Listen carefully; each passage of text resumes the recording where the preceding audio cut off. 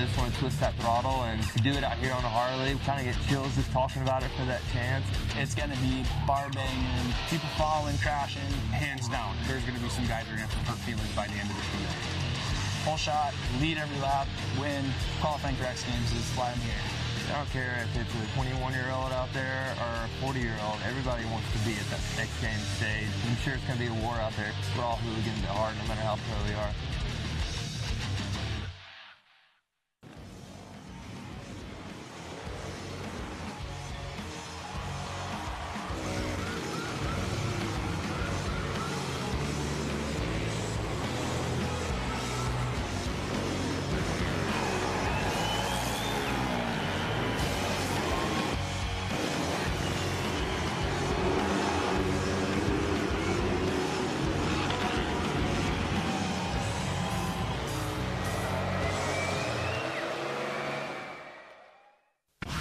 It's a perfect day for racing here in the Idaho State Capitol as we come to you from downtown Boise. Riders from all over have converged for an opportunity of a lifetime as they square off at the Harley-Davidson Hooligan Racing, live from CenturyLink Arena. What's up and welcome. I am Brandon Graham alongside Lance Corey. And Lance, I'm so excited about tonight. It is hooligan in every sense of the word. No, these guys are bringing bikes that they're riding on the normal street to and from work, and they're going to go out there and race each other. Yeah, the only prerequisite, as you see the riders coming in here to the pits, is essentially a production twin, a street legal bike, and you could come out here and compete tonight. Yep, they open the signups to anybody. Anybody could sign up and race their bike here. Yeah, absolutely. And what's at stake? An opportunity to earn your way in to X Games Minneapolis. Yeah, we have riders right here. Why don't we ask them? Come over here. Right off the street. Yeah, right off the street. Is this real TV? This is real TV. I don't know what to do with, I don't know what to do with my hands. What do I do here? We just want to know what you did. No, I'm just kidding. On Monday. On Monday? Yeah, what did you do Monday? I worked. You worked? I worked yesterday. What's your job? What's your profession? I own a motorcycle shop in Ogden, Utah. All right, so motorcycles in your heart and your blood. Yes, yes. Harley-Davidsons. You cut me in half. I'm orange and black on the inside. And you're ready to earn a spot to X Games Minneapolis here tonight? Yes, because I've grown up watching X Games, so the opportunity to be an X Games athlete, like, and on a Harley, like, it's a dream come true for me. That's what tonight is all about. We're about ready to set this thing off. Let's send it down to the third member of our team, live from inside the arena, Diana Dahlgren. Thanks so much, guys. Like you said, plenty of 9-to-5ers, but also some huge names heading into tonight, like Robbie Madison, the Rusty Butcher, Aaron and Brandon Gordado, Tyler Bierman and his dad, Randy, and of course, Stephanie Peets, our only woman here tonight representing. It's going to be electrifying, and they're going to be banging bars. They want the glory. Headed into Minneapolis. Let's check it out. Thank you, Diana, as we come to you now live from CenturyLink Arena inside. There you see the racers hitting the starting lineup, the crowd officially invading in here tonight. Lance, a look at our comp format. If you came for racing, you won't be disappointed because we got a lot of it here tonight. A lot of racers and only a few positions to get.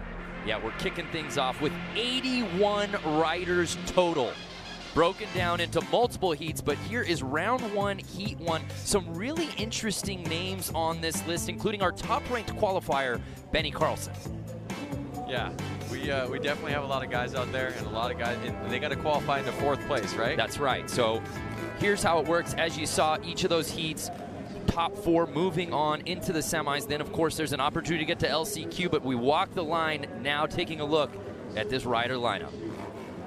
As we said before, our top-ranked qualifier, Benny Carlson, there you see there in the 45. Notice a couple guys are wearing leathers, a couple guys are wearing motocross gear. I'm looking for somebody wearing jeans. Is there jeans out there? I thought we had denim in every heat. I could be wrong. I'm not seeing it out here right now, but let's kick it off. You see in this lineup. Also, Jimmy Hill, who's got a real moto part dropping August 15th, riding out here tonight. And we go. And right out the gate, the 17 bike, Sam Fisher with the overall lead. So we're going to have 10 laps out here. The laps right now are looking like 8 seconds, 9-second lap times. So Sam Fisher getting that hole shot, but will he hold on to it? I don't know. It's a quick race, but guys are banging bars. They got to get top 4. One guy's down already. 18 already down. We saw Benny Carlson in that 2 spot. He was, as we said, our top-ranked qualifier. Does he have enough to pass? The heat is on right now. I mean, this is either you're going home tonight or, you know, or you're going to X Games. An opportunity to ride at X Games Minneapolis on the line here tonight. So one of the craziest parts is these bikes are 1,200 cc, 600 pounds, and they're on a course that's barely the size of like a basketball. How about Benny Carlson's flare on the kit? I love that. Style points. Already lap 7. 3 laps to go.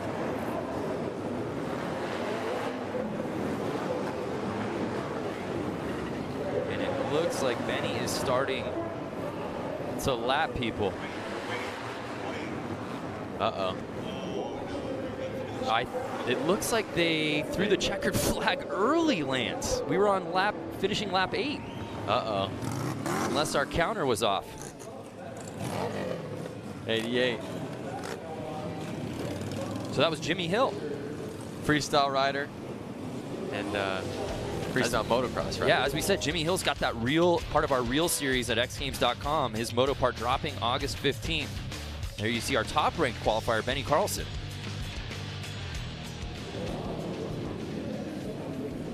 And just like that, the pace of this thing, we're already now on to heat number 2. Heat number 2. Who do we have in this one? Any familiar names? Drew Saunders from Wonder Lake, Illinois in the 00. We see the 34 bike, Jeremy DeRuyter out of West Bend, Wisconsin, 38 years old. And the 12 bike out of Salinas, California, AJ Kirkpatrick. Chris Boone, number 13, out of Goodlettsville, Tennessee. These guys are ready to go. They're wanting top 4 right now. Yeah, here is our starting list for heat number 2. So basically top 4, they're going to make it right into X Games. If they get 4th right here, they're making it to X Games. Exactly.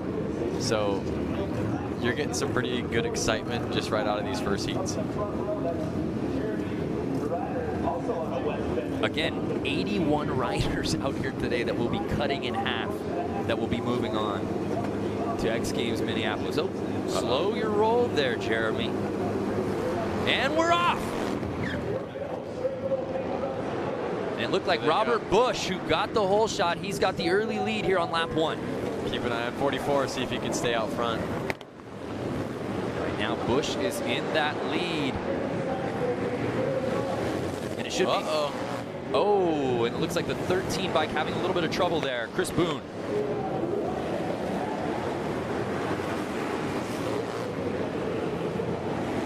So again, Robert Bush still leading that way here, lap 4. Again, during qualifying, the best riders were doing just over 8 seconds. I'm curious if the lap times are going to get a little bit faster as the night goes on. Is the track going to get hotter? Are the riders going to get more comfortable? Are they going to hang it out there a little bit more? It should be noted, the 57 bike there, you see Stephanie Peets, the only woman in this 81 rider field out of Mesa, Arizona. It would be rad to see her go through. Absolutely. I'm rooting for her. There you see Kirkpatrick.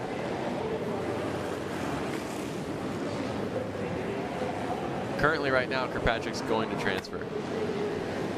So keep your eye on that 12 bike. At this point, it looks like he will be that last one getting in. Uh-oh. Oh!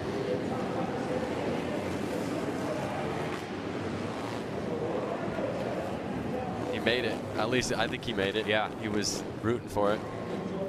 And it was Bush that was leading from start to finish. Look at that, 47-year-old. He's the oldest one in the class. And again, it just speaks to the storyline that we will really be hitting over the head all night. And that's the amazing thing, that these weekend warriors, that these guys that have 9-to-5s can come out here, and it doesn't matter if you're 22 or 42. It's all an even playing field out here tonight.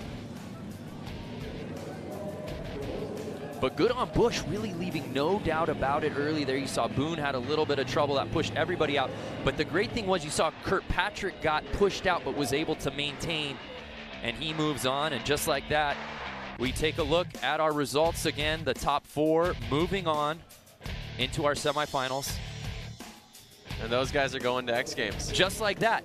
You get top 4 in your heat, you're moving on not only to the semifinal tonight, but to X Games Minneapolis next month. Incredible. Yep. So we move on now to heat number 3. And again, I love you see there the states represented. I mean, all over Wisconsin, California, Iowa, so we got Utah. There you see our lineup. 277 there in the back. That's Tony Tucker. That's who we spoke to at the top of the show that you brought on for the Open. So awesome. I love that. He didn't even know that was coming. No, he didn't. So cut me open and you'll find Harley-Davidson inside. He was wrenching on bikes on Monday, Tuesday, what'd he say, even up to Wednesday, and he took off in his van and came up here. Yeah, and you know what? That story is eerily similar across the board with this entire field, which is amazing. Again, this field ranges from the age of 22 all the way up to, I see 42 of 22 to 42. Yep, so a 20-year gap. Uh-oh, somebody's already down. Down in turn 1. Looks like JJ Flaherty. JJ's known to lead the pack a lot. I've seen him win a lot of races. He's got a really cool style with that all-white leather suit. His bike looks really clean. Yeah, it really does. Yeah, showing no problem with this course. Buddy Subtle is JJ. Yep. But as you see, JJ's really not struggling to even pull away. Really in control here. Oh, and it looked like someone went down on the other corner. JJ lapping him. That's another thing is that even if you're in front, it's easy to get into traffic. You know, other riders out there crashing, and you're coming up on the riders that are behind you actually. And I think Subtle was holding on to that 4th spot as Flaherty now looks to be lapping. 55 in that transfer spot. That's Joseph Robinson out of El Cajon, 22 years old. So JJ's already won X Games before in a Hooligan club. Oh, that's right, the Hooligan, yeah, Hooligan at X Games. So it's no surprise here that he's showing no issue with this course. And then when you see JJ in the pits, he's always smiling, always saying hi to everybody. And you can tell he doesn't take it serious, like he's enjoying himself. That's really what this class is all about. So it's 25-year-old JJ Flaherty out of Milwaukee, Wisconsin, taking the top spot, moving on to the semifinals, and moving on to X Games Minneapolis. That's what I love about this Road to X Games qualifier here in Boise that we debuted last year, but it was just skateboard and BMX. Now to add Harley Hooligan in the mix, and to see all of these riders, non-professionals, come out with an opportunity to move on to the ultimate stage. It doesn't get any better than that. But there you see Flaherty just got the whole shot. Just showed no issue whatsoever. And for the 2nd straight race, we saw a guy really leading from start to finish. Yeah, and leading smooth. And you could just see it's about how smooth you are to really win the race. So our guy Tony Tucker just finishing out there in that 6th spot. He'll still go to the LCQ though. Right. He still has a chance to make it. Still plenty of racing to go. And we move on to heat number 4 here in qualifying. And there's a pretty big name amongst that crew. There you see 122. Might have a few more sponsors than everybody else out here today.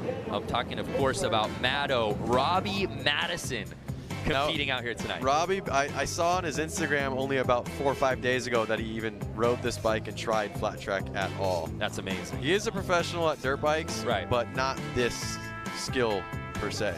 Also in this group, the 25 bike, Dan Louders, who competed at X Games Aspen in the snow hill climb along with his brother. And once again, they own a Harley-Davidson dealership. You know, they're probably working 40, 50, 60 hours a week, and they're doing this for fun. And obviously bragging. Yeah, could he, in the same year, get into X Games Aspen and then the summer edition in Minneapolis? Not many athletes get to do both. Yep. And you're talking about an amateur getting out here, the potential to do just that. So heat number 4. We're all watching that flag. Ready for it to drop. Uh-oh. Notice some of the guys aren't wearing goggles, and they're off. Wow, and it looked like Daniel Mischler, 77, got a really good jump. Mattow's right there, and he's at 5th place right now.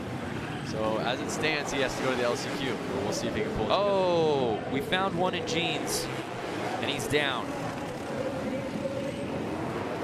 That was my pick for the night. I like that he had sissy bars, forward controls, 8 You did. You were picking out that bike early in practice today. I have photos of that bike on my cell phone from the pits. So it looks like Mischler at the 77 plate is still leading the way.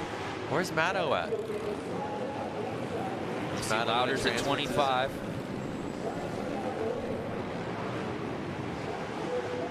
Uh-oh, another guy down. Who do we have down right now?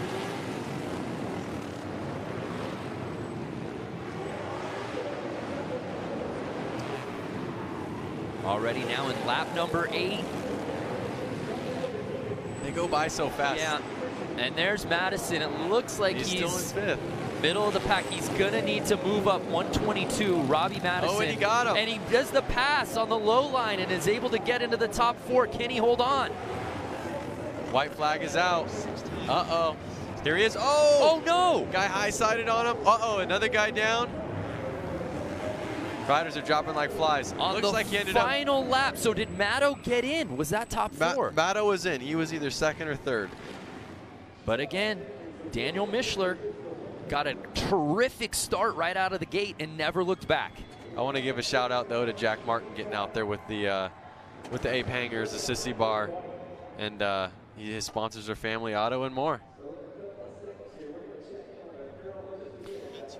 And Robbie Madison holds on to that 4th spot. He will be moving on to the qualifiers along with Daniel Mischler, Dan Louders, and Dave Kilkenny. Dan's making it. Dan's going to be, he was From summer to winter. Hey, let's head down to Diana, who I believe is with Mattow. That's right, someone you're very familiar with, Robbie Madison. Gosh, putting it down, making a pass and getting into tonight's semis. How does it feel to be flat track racing?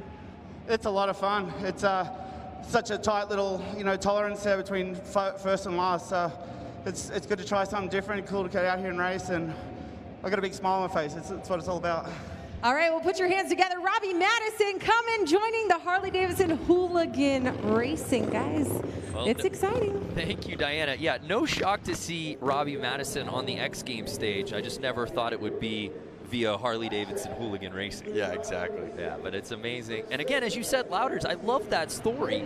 To be competing at X Games Aspen and Snow Hill Climb, and now he's doing summer. That actually puts him in some elite company. It really in terms of athletes who do both winter and summer over the years. And I think if you were to have asked him about X Games 2-3 years ago, he would have never thought he would be competing in both of them.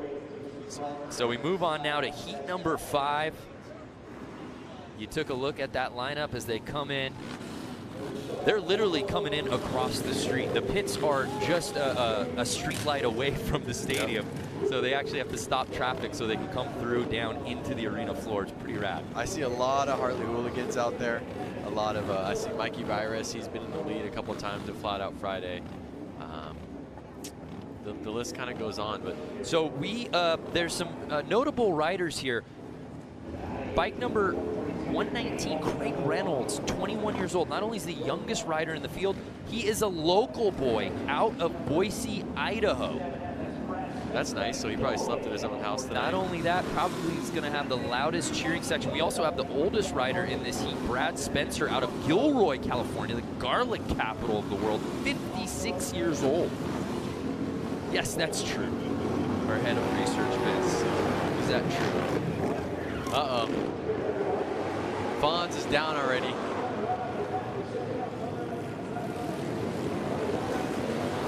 Lap number 2, riders are down. So Danny Holbus with the lead. Brandon Gonzalez. But Craig Reynolds in that 2nd spot, the Boise boy. Mikey Virus is fighting for 3rd place right now.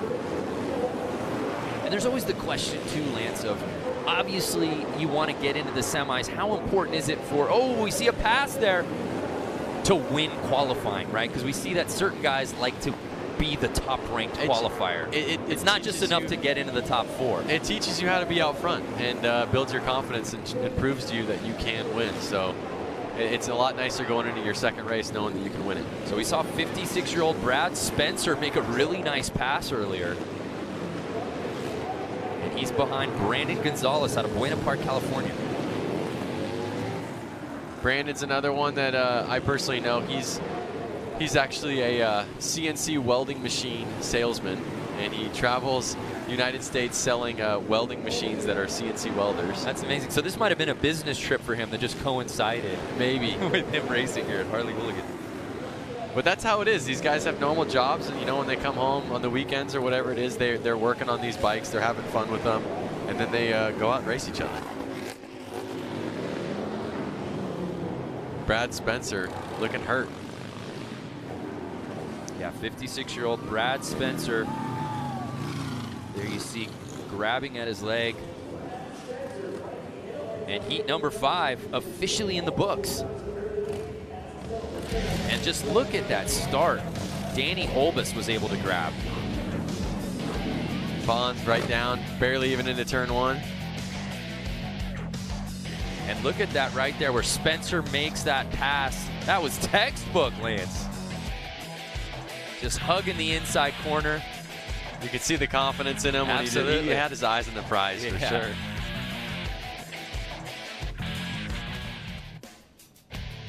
So it was Brad Spencer, the oldest competitor in the heat, taking over that top-ranked spot in the heat, along with Mikey Hill, Danny Holbus, and Craig Reynolds, the local boy out of Boise, getting onto the semis and earning a spot to X Games Minneapolis. So we move on to hit race number 6 here.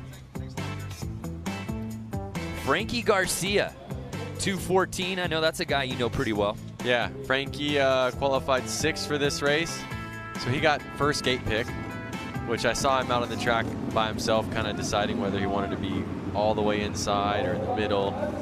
He was really debating on that. And the crazy thing about Frankie is he has to be back to work by Sunday at 1 p.m. So he's going to leave Idaho and make it back to California. He's trying to leave tonight to make it there. And if his name sounds a little familiar to X Games fans, that's because he raced Supermoto at age 15 back at X Games in Los Angeles. So he's, many moons ago, because he's 27 years old now. So not his first rodeo when it comes to X Games on the line. Can he return, though? He is not shy to concrete and dirt bikes. And here we go. Lap 1, looks like Frankie's gate pick wasn't the best one. And it's the 27, Terry Vestal, out of Twin Lake, Wisconsin, 53 years old. Putting it down. It's the Over the Hill gang, the 50-plus group so far, showing no issues with this course. I think older, wiser, a little more patient. This track really takes patience. You can't lose traction. Losing traction slows you down, makes you crash.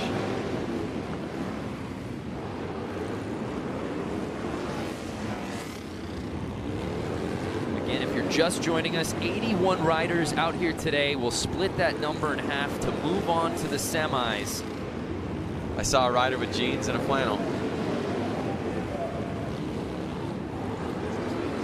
Already lap number 6. And this one's closely contested. Oh, there is a guy. The 36 got a little squirrely on him. Oh no! And the rider right behind him goes down. I think that was Sean Gardito. I think so. That was the only casualty, it looks like. No one else went down. His air filters flew off. Oh, and 24 goes down. Oh, and he's taking another guy out. TJ Tucker trying to make the pass. And he was in that 4th, he was in the transfer spot.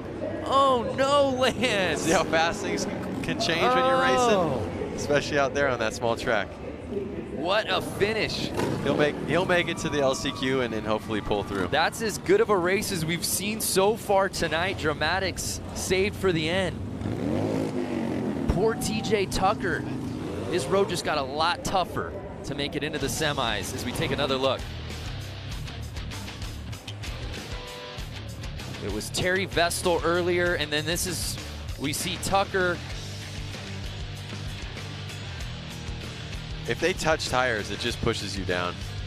You can see it was a yard right sale right there. Air filter everywhere. But again, Vestal left no doubt about it. Got the whole shot and never had anyone in front of him.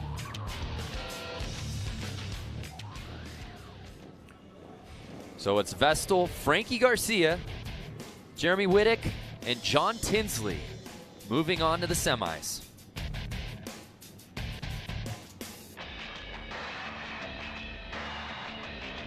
This one we have Rusty Butcher out there. He's definitely, he's won a lot of these hooligan races. I think he qualified pretty high up today. He qualified in 7th place. Now, if you don't see Rusty Butcher's name up there, for legally speaking, that would be Mark Atkins, number 22. Also in this group here, heat number 7, Tyler Bierman, a guy who's no stranger to the X Games stage. And also riding with Tyler, the number 5 plate right there, Randy Bierman, his father. So one of the cool things to think about is number 3X, Scott Jones. He's actually works for SpaceX and builds the rockets that are going up to Mars. And Randy was having his way. He actually qualified above Tyler for placement tonight. It's about being wise and patient out there. So 22, Rusty Butcher. The Biermans, number 5 and 653, back-to-back. But Mark Atkins is completely ahead of the pack. Yeah, and there you see Randy Bierman holding on to that 2nd spot. Now, do you think the Biermans would play tough on each other? Ooh, someone looks down, and he...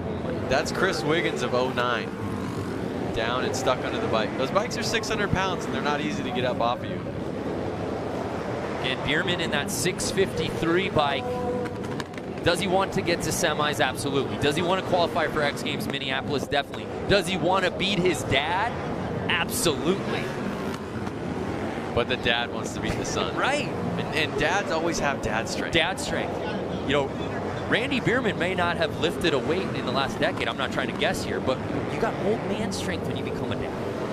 It's all in the mind. So we begin now lap 8. And again, oh no! That was Randy. Randy Bierman. No, was it? Yes, the 5 bike. Are they both down? And he brought down Jeff Hogan in the 21 plate. Oh, man. What was going on there?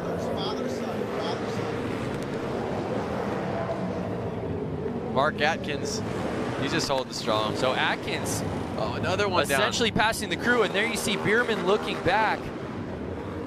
Wow, that was a crazy final lap. OOX JW Martin, though, with the 8 hangers. Boy, Rusty Butcher, though, from start to finish, that might be as impressive racing we've seen so far here tonight.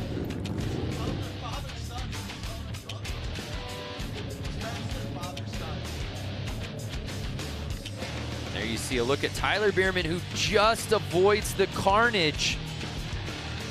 Was it enough, though, to get him into the top 4? It was. Atkins, top-ranked qualifier. Tyler Bierman, 2nd. Scott Jones, Juan Arceo. And with that, Tyler beats Dad Randy out here at heat number 7. So we have Scott Jones and Juan. They're both... Well, let's head down to Diana, who's with the Biermans. Hey guys, so we are here with father and son, Tyler Bierman, Randy Bierman. Give a big round of applause. Tyler, I was talking to you earlier in the pits, and you were telling me how your dad was kicking your ass earlier, and now here he is. He went for the fall, but hey, what a great race between you two. Yeah, the thing is we got to get top 4, and you just got to stay on 2 wheels out there, and Rubin's racing, and you know, you get to lap traffic quick, and it's inevitable. It happens. It got me in practice 3 times, and unfortunately it got him when he was in 2nd. We would have both made it to the main and X Games, but I know he's a badass, and he'll be back out there in the LCQ and put her in the show. That's right. You're getting a second chance. You went down, unfortunately, almost made it into the semis later on, but you're going to the LCQ, which is important. Yeah, I'm thankful I got one more chance. I thought I had it. I was just trying to be smooth, and I got a little anxious there. I should have calmed down a little bit. Hey, you were super fast out there, but you get a second chance. I know, I'm bummed, man. I just want to go to the X Games. I'm going to be like 58 years old. I gotta get in there. Well, Randy Bierman, we're going to see if he can take it home in the LCQ and head off to Minneapolis X Games. And thanks, Bierman. Biermans, both the Biermans. Back to you guys. I love it. Tyler giving Dad Randy a pep talk. You'll get in there, Dad. But the thing is, Randy was racing so well. Randy was ahead of Tyler. He was in that second spot. He was. So this is our final heat in the round of one. Partner, this thing is flying by. Some really interesting names. One to keep your eyes on, 44X Dan Jacobson. Dan actually helped build the scaffolding for US Bank Stadium, which is where we host X Games Minneapolis. What an extraordinary story that would be if he could end up racing there at X Games Minneapolis in a stadium he helped essentially build. That's definitely some bragging rights to his coworkers when he goes back to town. Like, hey, I raced in the stadium we just built. For sure. So this is our final heat here in round number one. Of course, we'll be having LCQ races and then the semis, which would lead us eventually to our final. So again, keep your eyes on 44X. He's really shooting to make it into the X Games so he can race in his hometown in the stadium he had a part of building. So there's a look at our lineup. 429, Ricky Renaro out of San Jose, California, 27 years old.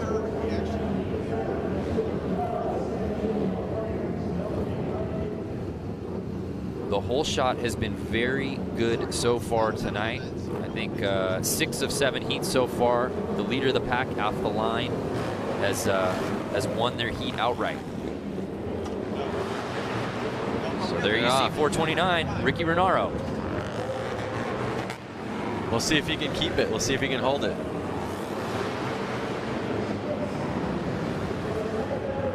I want to know where 44X Dan Jacobson is. I see 44L, but I don't want to get confused. Numbers and letters sometimes can do that to you. Yeah. There we see 44L. That's Chris Hansen out of Grafton, Wisconsin. Midway through our 10-lap heat run, the final here of run number one.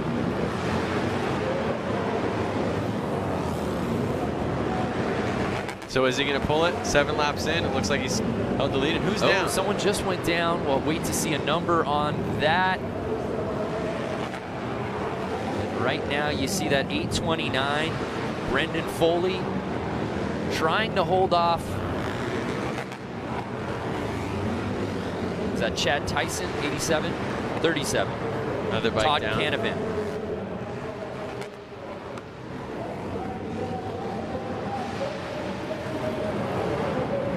Ooh, little rub in there.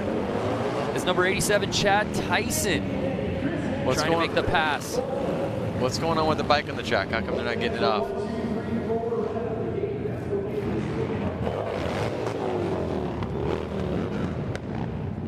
Notice some of the guys have dirt bike helmets, some of the guys have street bike helmets. Yeah, it's really a hodgepodge of kits out here tonight for sure. We take another look, little squirrely there for that number 37, Todd Canavan. And there was good battles going on between Brendan Foley and the rest of the field, but it was Ricky Renaro who really got a great jump, and he qualifies first out of this heat. So it's Renaro, Nick Leonetti, Chris Hansen, and Brendan Foley moving on to the semis. Unfortunately, Dan Jacobson's going to go to the LCQ to bring it home for his hometown. Yeah, we'll see if he can get local and get back to Minneapolis. But run one officially in the books. We now are going to be moving on to the LCQ here at CenturyLink Arena. And again, if you're just joining us, it's Harley-Davidson Hooligan Racing. And to hear more about everything we've got going on here, let's send it back down to Diana. You guys, we're down here celebrating Harley-Davidson Hooligan Racing and X Games coming together. You guys are going to want to not miss these awesome stickers that have came out. You can head over to h-d.com/X Games. Get your commemorative sticker while you can, because supplies will not last and they do not cost anything. Head on over to the website. Thank you, Diana. I saw you grabbed a few stickers. I'm already logged in right now. I'm getting more. I saw you completely covered your Trapper Keeper where you keep all your notes. That's actually your Trapper Keeper. That is my Trapper Keeper. Why are you putting stickers on my things? So as we see right now, they're getting the course ready for that next round of racing. Anything shock you out of that those 8 heats we saw there? Look at that bike with the chain stuck up there. That's why it was stuck on the track. Well, as we talked about before, Danny Jacobson, who did not make it in the semi, he'll be jumping into the LCQ. But long before Danny knew that the Summer X Games would be held in the U.S. Bank Stadium in Minneapolis, his job was, as we said before, helping to build it. Now his goal is to race there, and that's #1 on his agenda tonight here in Boise. I didn't move out to Minnesota until I was 18, but I started setting scaffold. I got hired with a company that had a big contract with the U.S. Bank Stadium. So I went in there when it was still gravel and there was no roof on the place. And I mean, if it rained outside, you were getting rained on inside. You know, having the opportunity to be, you know, one of the people that helped build it and be part of the attraction that draws people to that place is something else. I mean, you know, for me, I build scaffold, so after 160 feet or something, it's not about how fast you're gonna hit the ground anymore, it's just how long it's gonna take you to get there. And you're looking down and you're like, whoa, you know, and then you realize you're there for a job, you know, and that's how I'm looking at this whole situation. My job is to be the fastest qualifier I can possibly be with the equipment that I have a front row start, whole shot, lead every lap, win. Qualifying for X Games is why I'm here.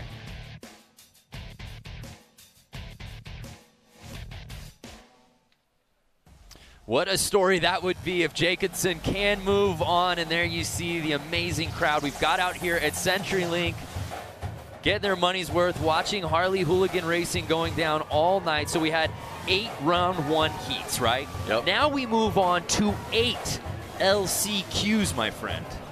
Well, there's a couple guys out there that are definitely, I think, should have made it through, had a crash or so, like the Randy Bierman. He's going to get an opportunity to make it to X Games again. The road to X Games here live from Boise, Idaho. And the format for this LCQ, we've got 8 of them, with the top 2 from each one moving on to the semis. The bottom of the field will officially be eliminated. This is give it all. I mean, right here, if you don't get second place. Yeah, as we said before, we started out with 81 racers. We're knocking it down to the top 48 that qualify for X Games Minneapolis. We've been saying it all night. You make it to the semis, you make it to X Games Minneapolis 2018. And like I said, if you're not top 2 in these races right here, you're going to go back to your rig and you're going to pack up and you're going home. Yeah, but still the opportunity to come out here. What a platform for them all. LCQ heat #1. Sam Fisher, Merle Barnett, Jimmy Hill. That's a guy we absolutely expect in the semis. Yep. So some really notable names there. We move on to LCQ heat #2. Stephanie Peets, the lone woman in the field out here tonight, trying to move on to the semis. All the way from Arizona. And heat #3, there's our guy, Tony Tucker, out of Ogden, Utah, who just came out a day ago. Yep. And you see heat #4, headlined by Hunter Klee, Jason Rogers, Jason Larev.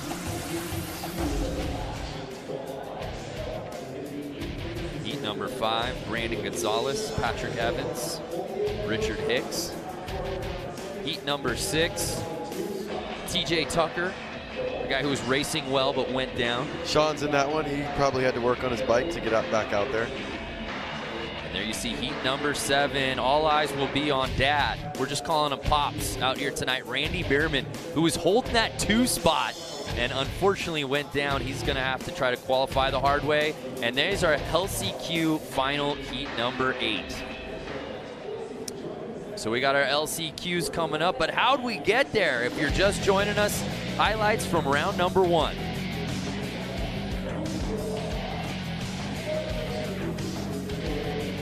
And at this point, Lance, I think now these guys, they got practice runs in, they got qualifying heats in, they got run number 1. They've got to be as comfortable as possible. Do you expect to see a little bit more rubbing out here with so much on the line? They kind of got their first jitters out the way. The gate's already dropped. They know where they stand. They know what they have to do. They, well, you see that crash? Oh boy, he slid across the whole field. You know, I think now, like I said, they want to make it to X Games Minneapolis, and they know it takes 2 positions to get there. And I think they're going to hang it all out. And let's not forget, the heats are now smaller. Yes. We're not seeing 10+ guys out there.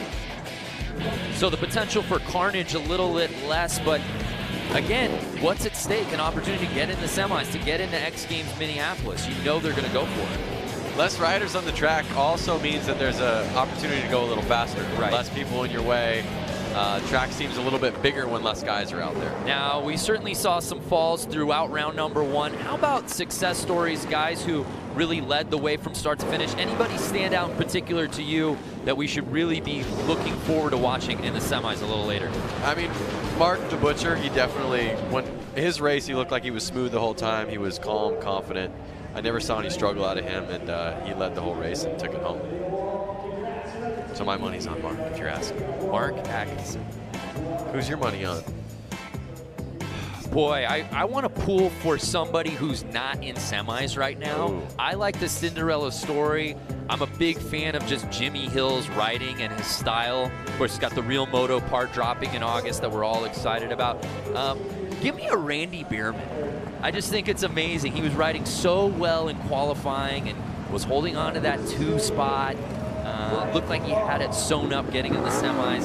He's a hungry man. He is hungry. And his son beat him. And he's 57 years old.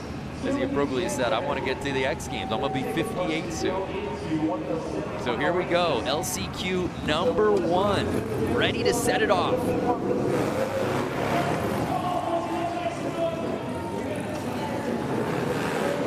Looks like number 74, Josh Sanger, getting the early lead. Oh no! Couple tumbles. That was Barry Nobles going down on lap number 2. We had Sanger leading the way here in this 7-man heat. Again, top 2 will be moving on to the semis. Oh! We see a slide out there. He's trying to get back up. That's the Towers, 97. Oh, that was Louis Lauders. Of course, his brother moved on to X Games Minneapolis. Louis competed at X Games Aspen.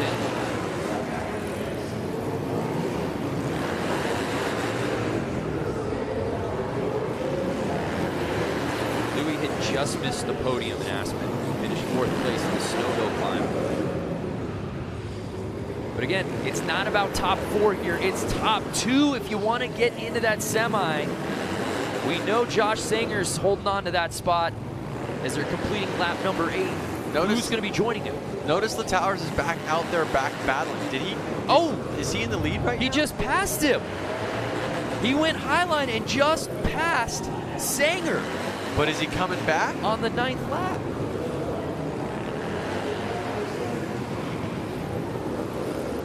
Wow. I have to see the results. I have to see the That was Lauders. Sanger. Because I think he still won. I don't know, though. Or did he lap it? I'm lost with the crash. Notice how they're walking around out there with towels, picking up all the oil, the gas. That makes it a slippery situation. Sparks flying. Yeah, and hitting concrete, no bueno.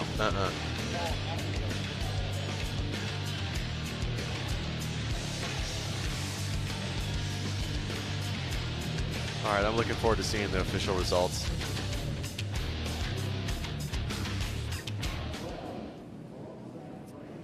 And it was Josh Sanger Yeah, okay, so he had basically lapped louder. So it's Sanger and Long moving on to the semis. Well, let's head down to Diana. Hey, Diana, how's it going down there? You know, it's fabulous. I have a wonderful view trackside down here. Looks like the soda pop on the track is very reliable for these racers. The pressure is now on. They're going to go all out. We're going to see some serious barbing happening within these next LCQs. Who's going to have the glory tonight for Harley Hooligan? Great question, Diana. You know, she brings up a really interesting point with the soda pop as you take a look at the format. For those who might be unnuanced or uninitiated, we're not lying. No. There's soda out on the It's Dr. course Pepper, floor. to be Dr. specific. Pepper, yep. Yep, I'm feeling it all over my shoes. Yes, you are. So LCQ number 2, here is our start list. Stephanie's out there. Stephanie Peets, the lone woman in our field tonight, trying to move on to the semis. Taking on some big names there. Jake Smith, Chris Boone, Drew Saunders. Notice Stephanie's far on the right side of the track right there. So she's got a wide gate pick coming from the outside. We'll see if she can get the shot out the gate. You see behind that group, 33 Jake Smith out of Knoxville, Tennessee. That second line. Here they are getting ready to go. Chris Boone has the inside track. Oh, and he goes down right away. Oh, and it pushed Stephanie wide, unfortunately. She had to go wide. Green flag's out, though. They're still racing. Yellow flag is letting them know that someone's down on the track, but they are not stopping. Oh, red flag the race. And that's it. Red flag the race. Tough to see in an LCQ with so much on the line. Well, at least they'll get a second chance. Stephanie will be able to go at it again. Because it's really unfortunate when it wasn't, you know, her fault that the bike was sliding in front of her and she had to go wide to stay away from it and stay safe. But there's just such little ground to make up on such a small course that something like that detours. And I mean, especially when you look at the qualifying sheets, there's 86 or so riders out there, and the lap times are in the 8 seconds all the way up to 56th place. Right. And then the slowest would be 11 seconds. Right. So, I mean, you're really splitting hairs here for lap times. So we restart the race. The field obviously getting a little slimmer. So we took one rider off who went down.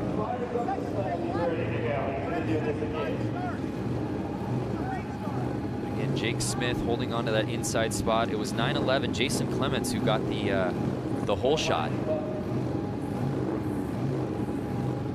But we reset things up here. Always a bummer when you were the one that got the hole shot, though. Right. And they're going for a restart. Should give them a bike links, like a little, you know, cheater start. Is there someone you can talk to about that? I think it's a little late right now. Moving forward. Is it? A partial stagger to start. Oh no! And bike issues right out the gate. They're going to keep it going. And again, Jason Clements with the terrific start. And now it's a race for second early. It looks like Chris Boone with the pass. Oh no, getting a little squirrely. Jake Smith and Chris Boone battling it out for that second spot. I mean, and right now it's Boone. Number 911 at Jason Clements is just gone, isn't he? He's not even in the arena anymore. He's already qualified for the semi. I don't even see him. He might be able to lap second place at the rate he's going. And right now it's a race for second, and that's Boone holding on to that 2 spot. But again, keep your eyes on 33 Jake Smith, who he passed early. No free lunches out here tonight with a spot to X Games Minneapolis on the line.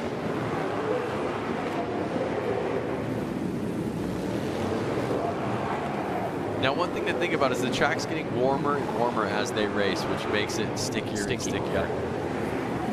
So the traction is changing from race to race, and if you were earlier or later now. So it's kind of new every lap almost. Final lap. Is Smith going to be able to grab Boone for that second spot?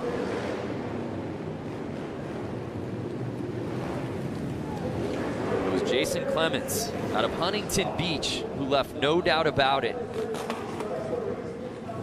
He moves on to the semis.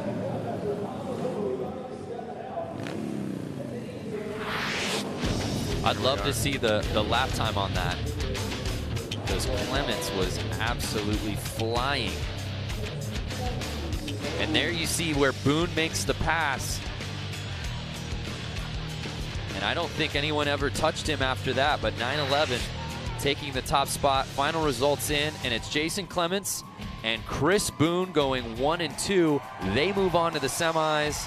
3, 4, 5, and 6. Their day is over. Well, let's head down to Diana Dahlgren. Well, all of the arena just had their hands together for Stephanie Peets on the number 57 machine. Girl, you were putting it down out there, holding it strong for us ladies out there. It's crazy. It's like so insane to compete with all these guys that are so good, but it's so much fun. I have to do it. It's crazy. All right, so talk about your LCQ, talk about the heat. Let us know what's happening out there. So I'm just trying to stay out of the way of any craziness. Honestly, I just don't want to die. As long as I keep it shiny side up, I'm good, I'm happy. All right, we'll give a big, huge round of applause. Stephanie Peets keeping it on 2 wheels here, Harley Hooligan. So Pete's unfortunately not moving on to the semis, but still a good showing. And it's just a tough one, too, to come back from, Lance, especially after the restart. I know that's got to take something out of the riders. Oh, it does, for sure. I mean, they had to do extra laps. They did 2 extra laps, and they should have. And your energy level, you were excited, or you were, it is tough. So there's a look at our start list here for LCQ number 4. And Tony Tucker, our guy who we spoke to off the top, man off the streets. You pulled him in for the show open. He was just out there working on his bike, trying to mind his own business. He didn't think I was serious when I asked him. He did. It was funny. Before we did start filming, Lance said, "Hey, you want to come up?" And he kind of said, "Ha-ha." And then I think when we went live and you said, "Hey, come on up." Yeah, he was like, He wasn't expecting that. He didn't know what to do with his hands. No, he didn't. But he's out there now, and I think he knows what to do right now. Yeah, he's in that 277. Black and blue, baby. Oh, Tony. Oh. Tony, my man. Shut the gate with his hands. Just wait a second. You know what? I'm just going to practice the lap. Y'all, look at this one. The victory lap, baby. That's how you do it, right? Yep. Jump the gun a little bit, but just own it. Oh, he jumped it, so he's got to start a gate behind. Oh man, he can slingshot it though from the back. Oh, Tony, we'll see if he can make up ground there. Uh-oh. But it's 66. Justin Burhow with the early lead. 27X of Jordan Baber is going for it. He's not in a transfer position, but he wants it. Again, the top 2 from each LCQ will be moving on to the semi. It's no longer about top 4, it's first or second. That's what you've got to have in your vision. Oh, and a bike gets thrown away there. But it's still 66 leading the way.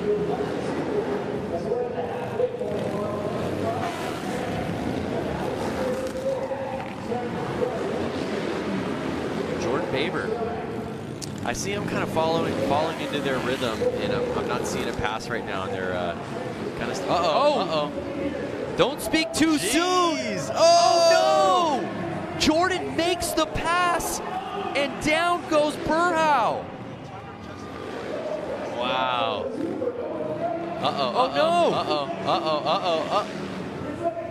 The 27 of Jordan Barber is in the lead now. How fast it can change. We were wondering if he had enough to catch up to Burhow. He makes the pass, and then Burhow goes down.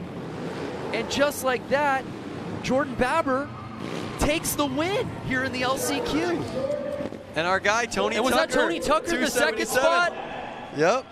From wrenching on bikes all week to qualifying for X Games Minneapolis. Hey, when Lance Corey calls you to come on TV, you know you're going to have a good night. Dreams are made here in Boise. And you talk about what happened right out the gate with the early false start.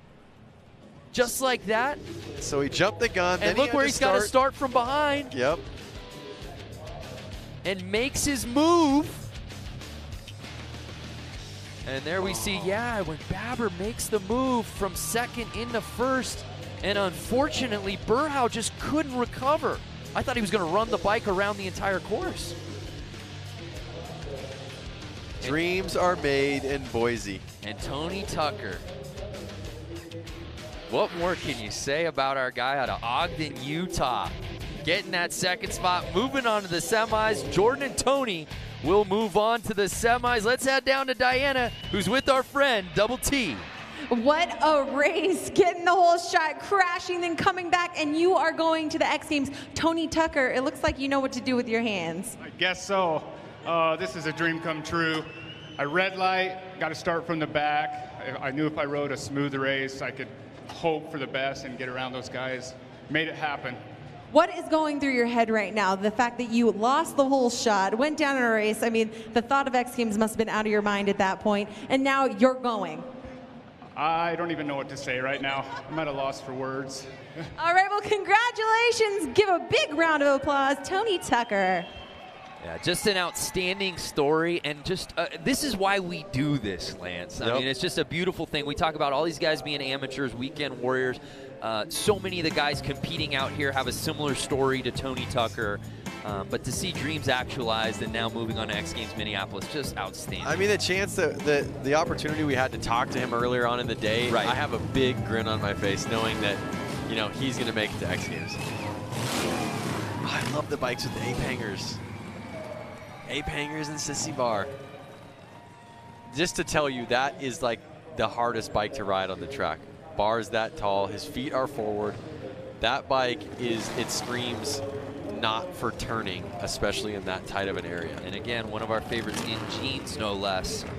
Jack Martin, 63, 182, that's Hunter Klee.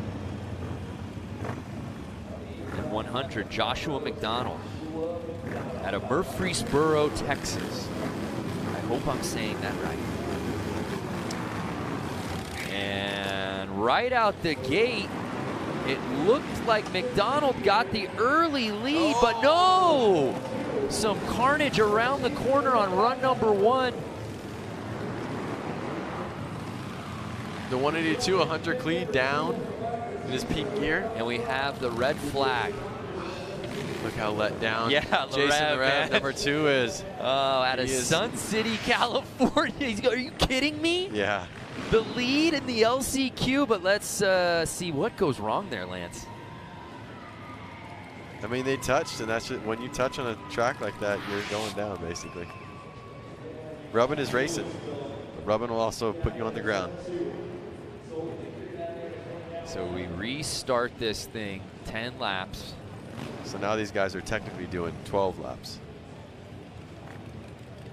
So at this point, they're cleaning up right now because there's gas or oil or some sort of fluid on the track. Something's on the course. Makes it like ice. So they got to get it off before they can start riding. They don't want it to be too dangerous. It's already dangerous enough. And my boy in the jeans, number 63, Jack Martin. So 182, Hunter Klee was in a really enviable spot. Now he moves back. And it's Jason Rogers, number 3. But keep your eye on number 2. Yep. Jason Larev, he had the lead. Let's see if he can pull it again. And yes. Oh, no. No. P2 right now. Number 3 of Jason Rogers in the lead. So Jason Rogers has the early lead, but there you see again, Larev starting to make his move. He's holding on to that 2 spot. Jason Rogers slided in. Uh-oh. Can Rogers hold on to it? If I didn't know any better, I would say he's wearing sunglasses. I think he is wearing sunglasses. Uh-oh. Oh, a little bit of an issue there. Now Jason Larev and Jason Rogers, number 2 and 3, are in positions 1 and 2 out there. They're both in qualifying positions. Do you think that they're going to play it safe, or are they going to battle it out for first? Yeah, I think Larev's got to feel pretty good right now. Or excuse me, Rogers. Yeah, I think you're right. It doesn't look like Larev is really pushing on Rogers at this point, unless he's trying to pick his spot final lap time. But as we complete 8, it's still Rogers leading the way. White flag's out, 1 lap to go. Uh-oh, they're pretty close now. Can he do it? Can he do it? So Jason Rogers leading the way, but can Larev catch him? Right now, the top 2, they'll be moving on to the semis. And that's how they'll finish. 3 and 2 finish 1 and 2. Jason Rogers takes the top spot, and Larev right behind him, holding on to that second. A clean race from the get-go. Well, I guess from the second get-go.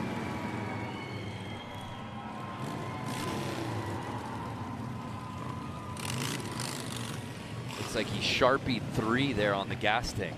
Is that it? I think so, on the other side. He's got 3 on that side.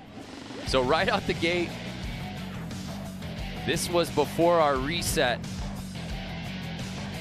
And we'll show you why we had to do it. Just so early on in the race, the red flag had to come out, unfortunately. Larev was looking so good, but at the end of the day, he still gets in with that 2 spot.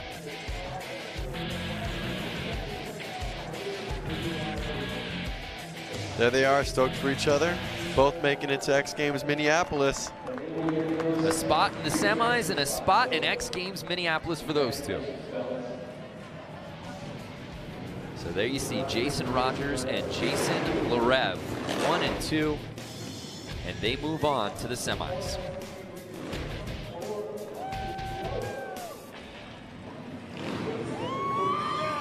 Fans out here at CenturyLink excited, and we're just halfway through this thing, man.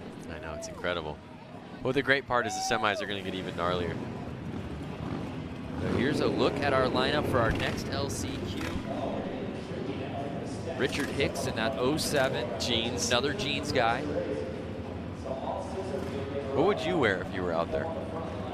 Yeah, probably what I'm wearing right now. Skinny jeans? They're regular jeans. Those are not regular.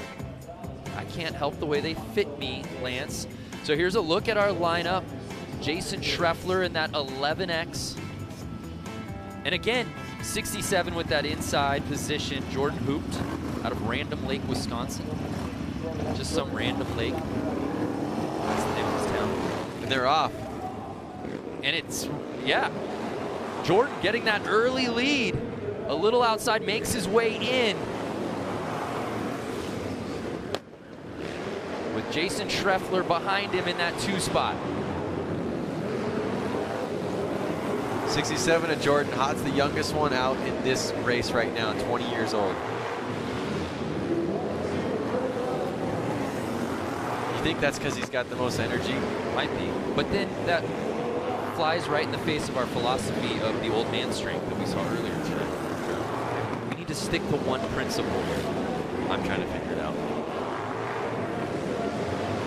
So that 67, Jordan still leading the way, but again, 11X Jason Schreffler right behind him. As you said before, is he going to play it safe, or does he know I'm in that 2 spot? Just don't mess this up. Looks like they're getting pretty comfortable. They both know they're going to transfer right now. Yeah. I don't think they're going to push it too hard. I think they're pretty content where they're at. They want to make it to the semis. They want to make it forward. We're cutting our original field of 81 in half to move on to the semi later tonight. Final lap time.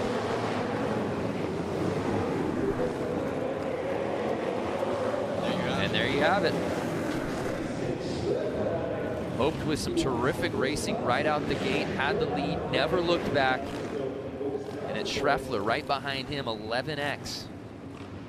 Both Wisconsin boys. And they're moving on to the semis. So you saw this early, got a little hairy there with the 71 bike early, Patrick Evans. But Jordan able to hold on to that top spot. Schreffler in 2, and there was no looking back. They were really 1 and 2 from lap 1 on.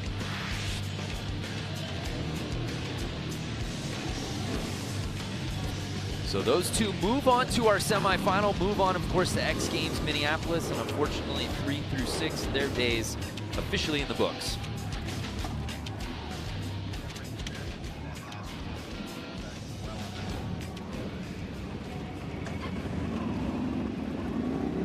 So LCQ heat number 6. I see number 66 is Sean. He had to definitely go back and work on his bike. I saw parts flying off his bike when he crashed in the last race.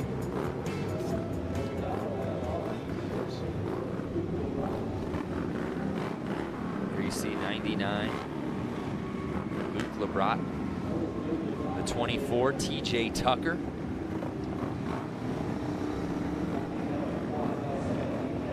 .003, that's Jake Cook. Jay Henley, 22X. Bike 19, Alex Brooks out of Sheboygan, Wisconsin. 37 years old. He's the oldest competitor here in this heat tonight. Just a 6-man field. So they're starting off of a light. When that goes green, that's when they go. Interesting. Thanks for that. So it's Alex Brooks with the early lead, Lance. Who's going to push him as he's forced outside? Can 003 get on the inside? Oh, and we've got a slide out. Was that Tucker? It was TJ Tucker. Alex Cook, 003 out in front now. He pushed him wide. He pushed him wide, and Cook taking over the top spot. From Alex Brooks holding onto that second spot. But don't look over your shoulder, Alex, because you've got somebody on your tail. Jay Henley in that third spot, that bubble spot, trying to move up to number 2. And if you're just joining us, top 2 will be moving on to the semis. And it's still Jake Cook leading the way here. Lap number 7.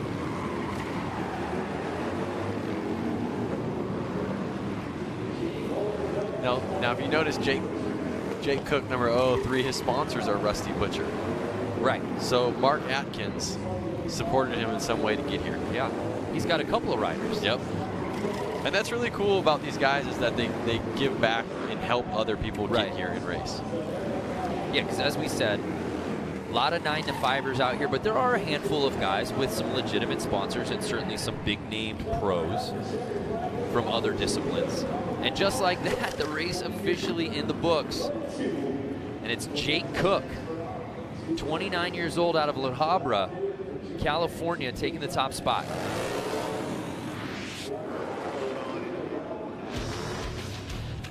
So we take another look. It wasn't Brooks leading the way, or excuse me, Cook leading the way early, but he was able to get to the inside as Tucker was pushed off, and there was no looking back for him. So Jake Cook and Alex Brooks moving on to the semis.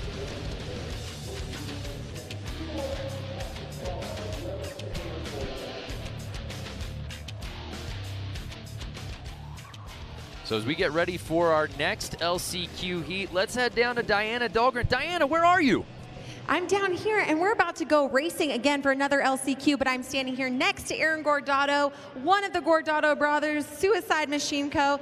What's the strategy going into your LCQ here? I think going into the LCQ, you got to be safe, ride smart. You got to be quick, but if there's traffic, if there's an accident, if something happens, that you got to account for it. And yeah, there's a lot of pressure getting the top 2 spots now. And just going for it, sticking to your line, but still riding aggressive and trying to keep the rubber side down. You were just watching your brother in the race before, and unfortunately he did not make it into tonight's races. What was the thought behind watching him? I saw him going. He took another pass. He made it into third, and I'm hoping just go, go, go, or he got another advance because there were people going down. It's hard to say. It really is. The guy in the front could go down. He could take out 2 people, 3 people. It's a really hard challenge, and you get an advantage to be up front, but at the same time, it's you're fast and it's unsure. You got to make it work. All right, well, good luck to you. Gordato going for it right now in the LCQ. So we'll see if Aaron can get into the semis. Brother Sean unable to do so as we take a look at this lineup that also features Randy Bierman. Father, of course, of Tyler Bierman. Randy Bierman was in the 2 spot. He had a spot locked up for the semis for X Games Minneapolis. Lance, and all for naught as he went down right at the end of this race, or of his Heat 1 race, I should say. And it kind of goes back to what the Gardito brother just said, is that at any moment somebody can crash and it can go from first to last place. Right. And that person can also take down the top 3 with him. So there's Bierman, number 5. He's been running this course so well. And everybody's been talking about how well he's been racing. And, you talk in the pits, and even Tyler said, hey, man, he's beating me. He's better on this course than I am. And as Randy said to Diana, hey, I'm turning 58 years old. I just want to get to the X Games. Well, here's his chance. All he's got to do is get top 2. Fast house since '68. There we see Kylie Yee, the 03. Of course, Aaron Gordato. And Chris Wiggins out of Sierra Madre, California, 35 years old.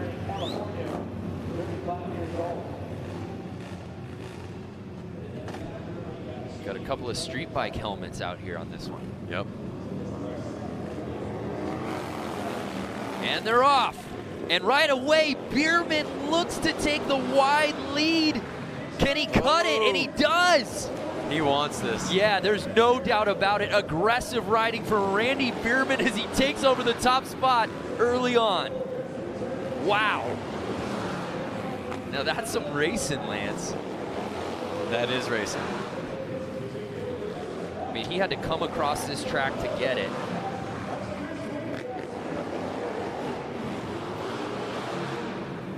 And right now, it's a battle for second.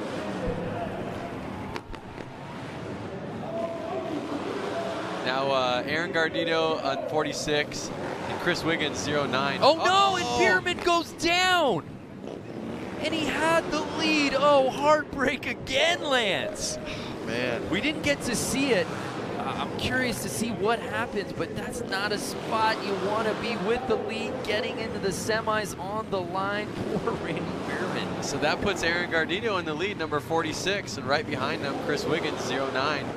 Looks like they're in a transfer positions, and they are friends, so they're going to probably play easy on each other, not take anyone out. Try to ride a smooth race and make it to the semis. So Aaron Gordato leading the way right now. Chris Wiggins out of Sierra Madre in that 2 spot. Will anyone catch Wiggins? Ooh, Wiggins right on the inside. He got it. He got it. Last corner. Wow. And you saw Aaron Gardito of 46. He shook his head like, dang it. A win's a win. Bragging but look, I want to just show you, Bierman, how he comes basically from the wide position and aggressively comes over to take that top spot. We said he's not messing around. Oh, and it just slides out from under him. Kind of goes back to the same thing he said about himself in the last race. He was in the lead, he knew it, and he should have ridden a little bit mellower. He said that in the last interview. Just so tough to see because the mentality was there. Chris Wiggins, as you said, inching with that win last second, but Gordato moving on. That's bragging rights right there. Yeah, Gordato must have been good luck charm talking to our own Diana Dahlgren right before the race. Let's just keep doing it. Diana, I know you're down there with Randy Bierman. Tyler joining us. What you got? Yeah, that's right. Standing here alongside Randy Bierman. Man, what happened? Had the lead. You had it on lock and then went down in the corner. I don't know what happened. I kind of came up on some slower riders and just kind of lost my concentration, and thing just got away from me. I am totally gutted right now. Oh, I know. I can't even imagine what you're thinking. Tyler, you were watching your pops down there racing. What was it like? I was up there and I was filming the whole thing, and we were all saying, you know, he's got it. He's just got to ride it in, and you know, it'll reach up and grab you that quick. And I literally jumped out of my seat, and you know, my heart broke right there with him. But it's all good. He was riding good, and you know, it's part of the sport. So. Are we going to see you back here next year for Harley Hooligan Racing? Well, absolutely. If Roland Sands will let me ride his motorcycle some more, I would love to come back and redeem myself. All right, well, the people of Boise have enjoyed watching the Bierman father-son duo. Big round of applause for these guys here tonight. Guys, back to you. Thank you, Diana. Yeah, he's gutted. Well, I'm gutted here in the booth. I'm just trying to figure out, is there a wild card spot we can give him for Minneapolis? You want to talk about somebody who's been uber impressive all night long and has nothing to show for it, won't be qualifying on to the Semi or X Games Minneapolis. That's just heartbreaking, man. It is. So it's time for our final LCQ of the night. Again, the top two from this one will be joining everybody else who moved on to that semi.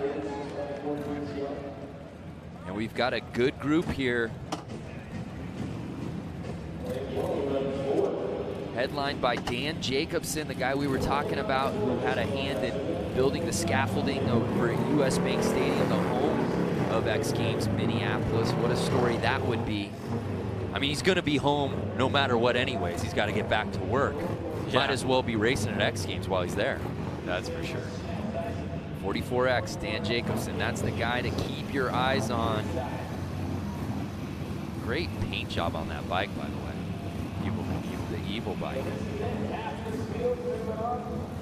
So it all comes down to this, our final LCQ of the night. The top two here will be moving on to the semis.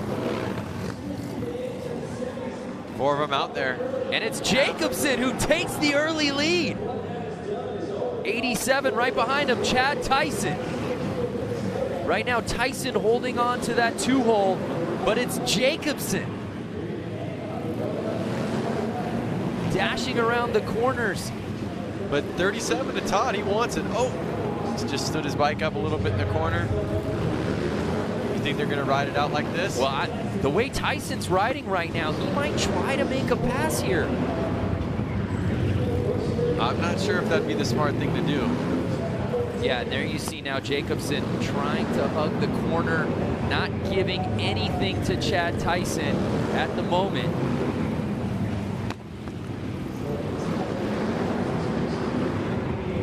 Tyson following his trail right now. As you said, it doesn't look like he's trying to make the pass. They're all pretty close. Yeah. And he slipped. This whole position yeah, can change. and Todd Canavan, don't count out 37. He's trying to figure out how to get in front of Tyson right now. He's got 2 laps to go. Here he goes. Can he beat him on the inside? Goes. No. At this point, I'd almost run somebody wide. Tyson holding court on that second spot. Can he hold on? It's Jacobson in the lead. This is tight racing the whole race. Can 37 catch Tyson? He won't do it. And what a finish to our LCQ here tonight at Harley Hooligan. Dan Jacobson moving on to the semis, and he will be competing at US Bank Stadium for X Games Minneapolis. What a story. Incredible. He said he wanted to do it, and he did it. Well, this just got me really hyped for the semis, watching the racing here, the last few LCQ heats. It's Dan Jacobson and Chad Tyson moving on to the semis. Let's head down to Diana, who's with Dan. Here with Dan Jacobson, congratulations taking the win in that LCQ, securing your spot for the semi. Congratulations, because we ran a feature on you. You built a part of the US Bank Stadium. You had to be able to race in Minneapolis, and now you're gonna do that. I'm the homeboy, you know, got to make it to Minneapolis for the X Games. I mean, I live 45 minutes away from where the X Games are gonna be held this year, so driving 20 hours to here to make this race, I was so worried. You know, we've been struggling with the bike all day, but finally got something figured out. I don't know if it was magic or what, but just able to put down some consistent laps and just tuck it right on the bottom. If they're going to do something, they're going to have to go the long way. Talk about that perspective of building the U.S. Bank, being a part of that team, and then being an athlete now at X Games. Yeah, it's something else. I mean, just being able to be a part of that whole experience of being there when the stadium's built. It was like $1.2 billion or something, and it was a really big effort by a lot of people, and it's going to be surreal to be an athlete on the floor. The last time I was on the floor of that place, I was wearing a hard hat, so it'll be really cool to put my helmet on. All right, well, good luck to Dan Jacobson in racing later tonight. Guys, what a story down here. Congratulations. Love that. From the hard hat to the helmet. Dan Jacobson moving on to X Games Minneapolis. Don't go anywhere. It's semis time here from CenturyLink when we return.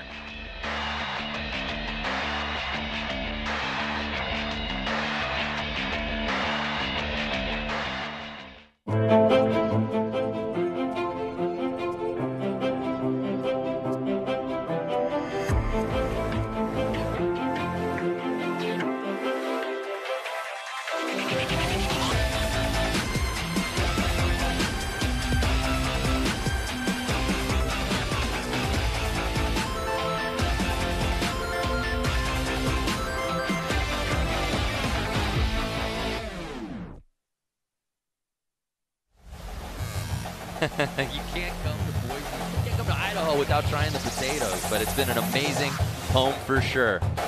We welcome you back to the Harley-Davidson Hooligan Racing here at CenturyLink Arena in Boise, Idaho. It's semifinals time. Now, all these riders are trying to make it to the main. There's no doubt about it, Lance Corey. But they can take solace in knowing that each one of the riders we're going to see out here now have already earned a spot to X Games Minneapolis.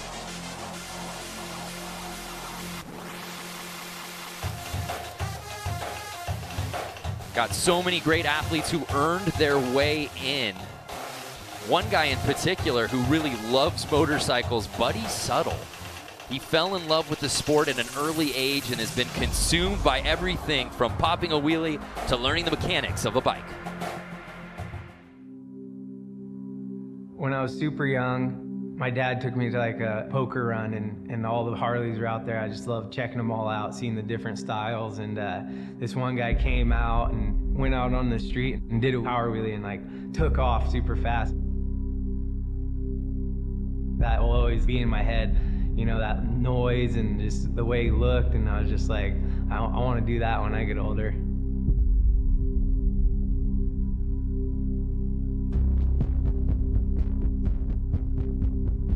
When I'm sitting on the bike, warming it up, excitement, that's what I feel, and I think that's what I love about it.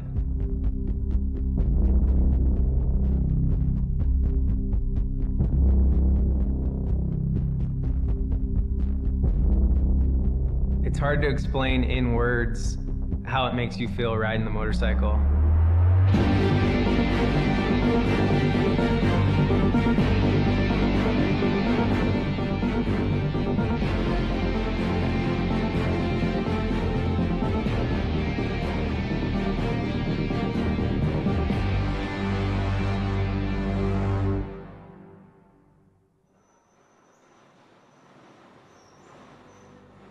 I would wheelie everything. Like, I always wanted to wheelie my BMX bike when I was a kid, who could do the longest wheelie, the best wheelie. So that's kind of where it started for me.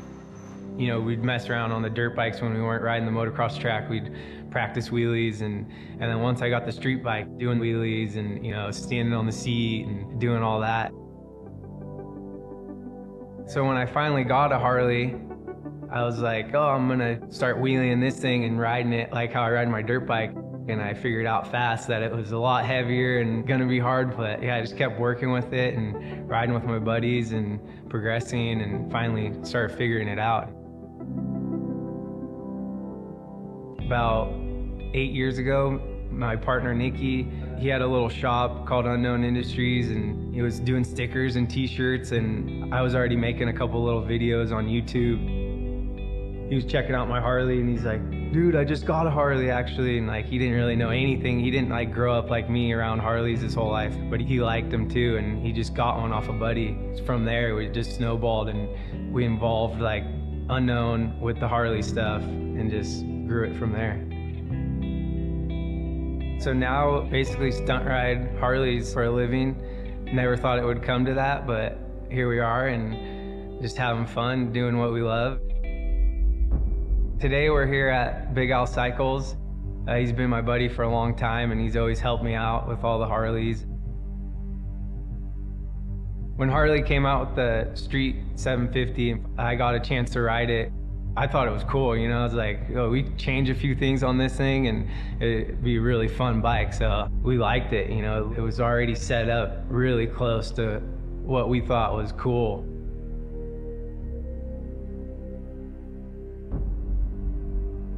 For the racing stuff, you know, put the good tires on them and change your bar setup, and we chain drive them, and, you know, little upgrades, but, you know, not too much. And it's just fun going out there and racing with your friends and having a good time.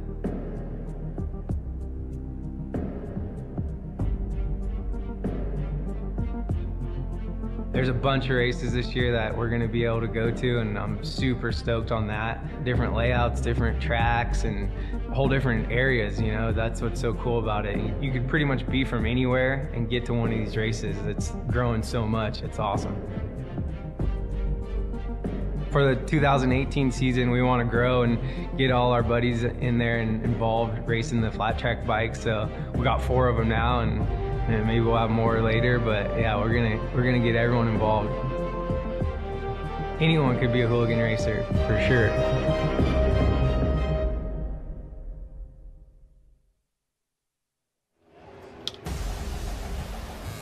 What? It's semis time here at CenturyLink Arena. 48 riders, 4 heats divided down into 12 athletes per heat. 10 laps per heat, and the top 3 from each one advance. The rim. And remember, all of these riders we're seeing out here will be moving on to X Games Minneapolis. Earn your way into the semis, earn your way to X Games Minneapolis. It's that easy, Lance. So a lot of these riders are already kind of relieved. They already beat the first feat that they needed to. Right. And the first goal I think they had getting here, now they're on to their second goal of, well, now I want to win. And let's talk about some of these guys we're going to be seeing coming up. We saw really early on in the evening, they've been sitting for a while, waiting to get back out on that course. Yep, I actually think the guys who rode the LCQs have a little bit of a better advantage. Right? Yeah, their adrenaline's still up. They were just out there. They didn't kind of doze off a little. Right. The conditions of how the course is riding is fresh on their minds at the moment. And there we see a look at heat number 1 here in the semis. Our 12-man field. Some really interesting names who had some real success throughout the Run 1 and our LCQs. There you see Jimmy Hill, who had to earn his way in through the LCQ. Benny Carlson, Jason Clements out of Huntington Beach, California, really rode quickly on this course. Merle Barnett, 97. He is our oldest rider in this heat at 54 years old. And Jimmy Hill, the youngest in this round of 12 at 27. You love those tassels. There's something about the flair of the tassel that just really speaks to me. Bring your pet to work day. No, he's the boss. That's timing and scoring, by the way. So he's effectively judging this entire contest. That's our spotter. He's the one that decides when the red flag goes up. So Benny Carlson. That flare. You think that flare is going to take the lead on this one? Something. I almost feel like, I wonder if it makes you slower, though. No wind drag. No wind drag with the tassels? Well, we'll see. It all comes down to this here in the semis. But as you said, the pressure's off, which is interesting. You don't usually say that as you climb your way up through the contest evening, right? The pressure should be mounting. But I think for so many of these riders who have never been afforded an opportunity like this, they've already qualified in into X Games. How amazing is that? And there we see Jimmy Hill. He's got a Real Moto part dropping, xgames.com in August. Of course, Real Moto, part of our Real series, one of the best things that X Games does. There's no doubt about it. But now, are we going to see a looser style of riding? I don't know. I mean, right now you have the faster guys all teamed up. So you're going to have guys that are used to getting top 4 now wanting to be top 4, wanting to win. So I think it's going to get pretty messy out there. And do I see, how many riders do I see out 12, there? there should be 12. So it's going to get pretty messy out there. And just like that, we're off. And it looks like 44, Robert Bush with the early lead out of Acton, California. Jimmy Hill holding the solid 3rd place right now. Oh, red flag. Oh, what right happened? out the gate. What did we miss? Again, here in semis, each semi-heat, the top 3 move on to the main. Did somebody jump the gate? It looked like they went a little early because let's look at the start. Watch orange t-shirt. Oh, the dude that was, who was that?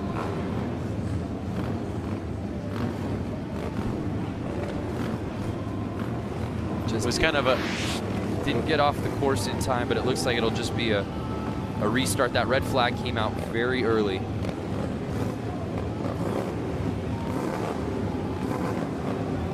But again, Robert Bush, right out the gate, had the whole shot.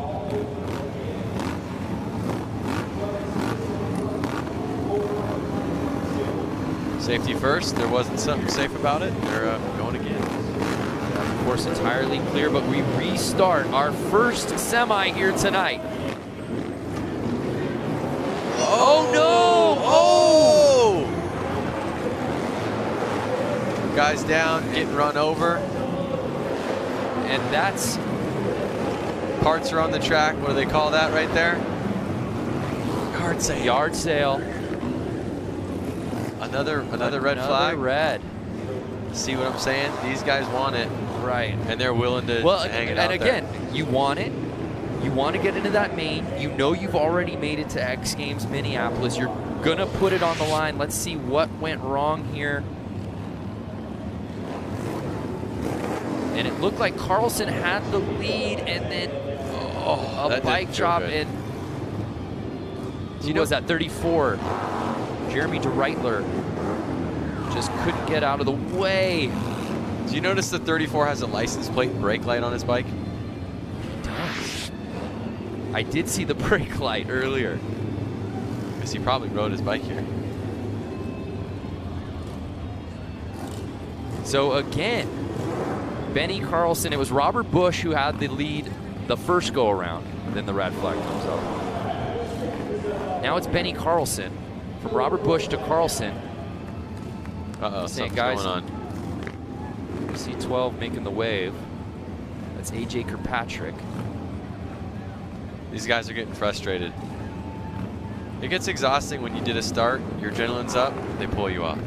You do another start, your adrenaline's up, they pull you off. You start to kind of wonder, is this one gonna stick? Are we gonna do this thing? There you see Hill saying, bring it back, let's go. They want to go, they're fired up. Yeah, and heart rate's already up. It really flies in the face of what I was asking you before this semi. Are we going to see them all lay it out on the line? Are they going to ride a little bit looser? Just the opposite. It is tight out here in our first semi. Cleaning up some oil, some gas. Cleaning up the spillage there on the course.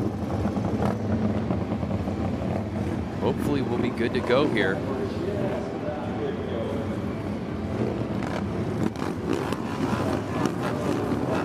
So the crazy thing is this is originally a hockey arena. That's before right. they were out there. Yeah, there you see the banners.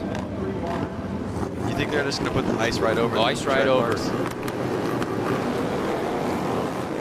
And we're off. Will this one count? Oh my goodness. And we see Carlson with the lead. And it looks like everybody's still on their bike. And they are on the gas. I mean, I can hear how loud it is. And again, it's Carlson and Bush 1 and 2 right now. Again, the top 3 moving on to the main. It was Busch who had the early lead before the first reset. Carlson on run number 2, and they're 1 and 2 here on the 3rd start. And those tassels are not affecting the drag. Not at all. I couldn't have been more wrong, Lance. I'm eating my words. Halfway through this race, lap 5 of 10, and the tassels are taking it away. It's Carlson with the lead again. The top 3 moving on. So does the strategy come into play here? If you're a Robert Busch, number 44, do you just hold on to that 2 spot, or do you try to make a move? You want to win. So that's on the bubble right there. Number 17, Sam Fisher. Oh, Busch was down. Robert Busch. Did Busch go down? Yeah. Busch was in the 2 spot. He goes down.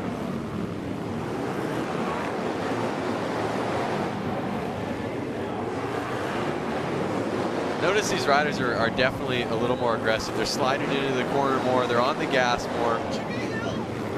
Where's Jimmy at? Jimmy Hill. Jimmy Hill gets place. into 3rd, and it's Sam Fisher that took the top spot. Tassels. Tassels took this top spot. Tassels took the top spot. There's a question now coming in the booth. Is it Tassels or is it Fringe? That's not for us to decide. But again, it was Carlson who got the early lead. And this was from earlier as we saw the resets. There was a lot of ups and downs in this race from the restart. And this was the 3rd run where we did see a little bouncing, but everyone did stay on their bikes. And again, top 3 moving on to the main.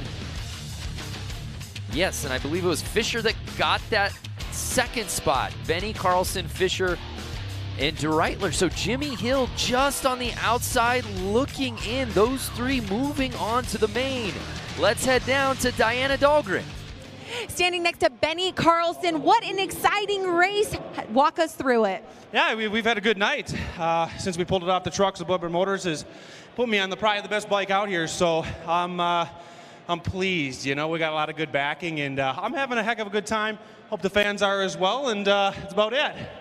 You raced Supermoto at X Games. I mean, I'm really feeling like what brought you through all those red flags and all those hiccups was this fringe. Get a shot of the fringe, cameraman. This is what brought him through all the hoops to jump through tonight. Yeah, you know, when you're a hooligan, you got to have your own little kind of like a sauce on the night and make sure you stand out a little bit. That kind of seems what it's all about. But we're out here having fun. Can't say enough for all my sponsors, and we'll go from there. Well, congratulations to Benny taking home the first win for the semi tonight. The Flair bringing it here to Harley-Davidson Hooligan Racing. Guys, back to you. Yeah, Carlson with the appropriate amount of Tchotchke's flair on the kit here tonight, and he rode it away. And just, you talk about what a struggle it was to really make it 3 goes before you finally get it off, but he really led from start to finish. There's no doubt about it. We move on to our 2nd of 4 semis. Some really interesting names in this one as well. Of course, Dan Louders, Buddy Suttle, who we saw that wonderful feature on, and how about Robbie Madison and Tony Tucker? Yep, crowd favorite Tony Tucker. Again, the top 3 will be moving on to the main. Does Matto, who's had so much success on the X Games stage, albeit in freestyle, make his hooligan debut at X Games Minneapolis? Robbie Madison goes from jumping 300-400 feet, up and down buildings, over big canals, riding a motorcycle on water. Yeah, surfing with the motorcycle. Matto, as progressive as it comes to guys on bikes, to see him out here is just amazing. And how about Buddy Suttle out of Huntington Beach?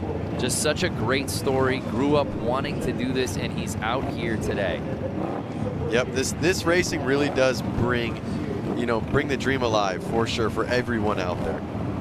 Let's not forget about JJ Flaherty. He won the hooligan race at X Games Minneapolis last year. Of course, he's going to be a force to be reckoned with. A big lineup out here. One thing I noticed is Tony Tucker, 277. He's learning more and more what to do with his hands out there. Yeah, absolutely. Our guy Tony Tucker, building confidence. who each joined race. us in the broadcast. Lance Corey, just really a dream maker out here tonight in Boise, Idaho, bringing them on to the intro of the show. And here we go. 77 as that Mishler with the overall lead early, and he's getting passed right away by J.J. Flaherty. Flaherty's already pulling away. Look at him. He's got a bike length on him. Yeah, there's no doubt. We saw Flaherty in his run 1 have no problem with this course. Again, he won Hooligan last year at X Games Minneapolis. No one more experienced in this format than JJ. When you see JJ even make a mistake, his bike stands up a little bit in the corner. He slides a little bit. He doesn't slow him down. He stays on top of the bike, and he stays in control. It's incredible to watch him ride. Top 3 moving on to the mains. It's Flaherty holding court in that top spot, but who's behind him, Lance? You got me stumped. I'm looking. I was so focused on his riding.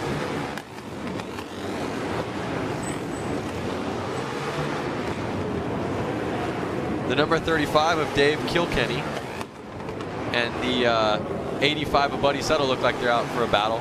Is Buddy Suttle going to get into that top 3? Let's not forget about Maddo. Where is Robbie Madison in this group? There he is on the ground. Oh no, what happened to Maddo? I don't know. See, it shows how tricky a small track like this can be. Like, I listed off all the crazy things he can do, and all of a sudden he's on the ground on something so simple like this. Well, the pace of this one just was blistering. Really hard to follow. The one thing I do know, the guy who won Hooligan last year wins this thing, or at least the top ranked in this semi. He'll be moving on to the main. JJ Flaherty. He's been on a winning streak for the night, and he's going on to the main. I think he's going to pull it again. Yeah, he just looked like a smooth operator out there. So confident in his riding. Terrific approach to how he's been handling this course out here tonight. Let's take another look.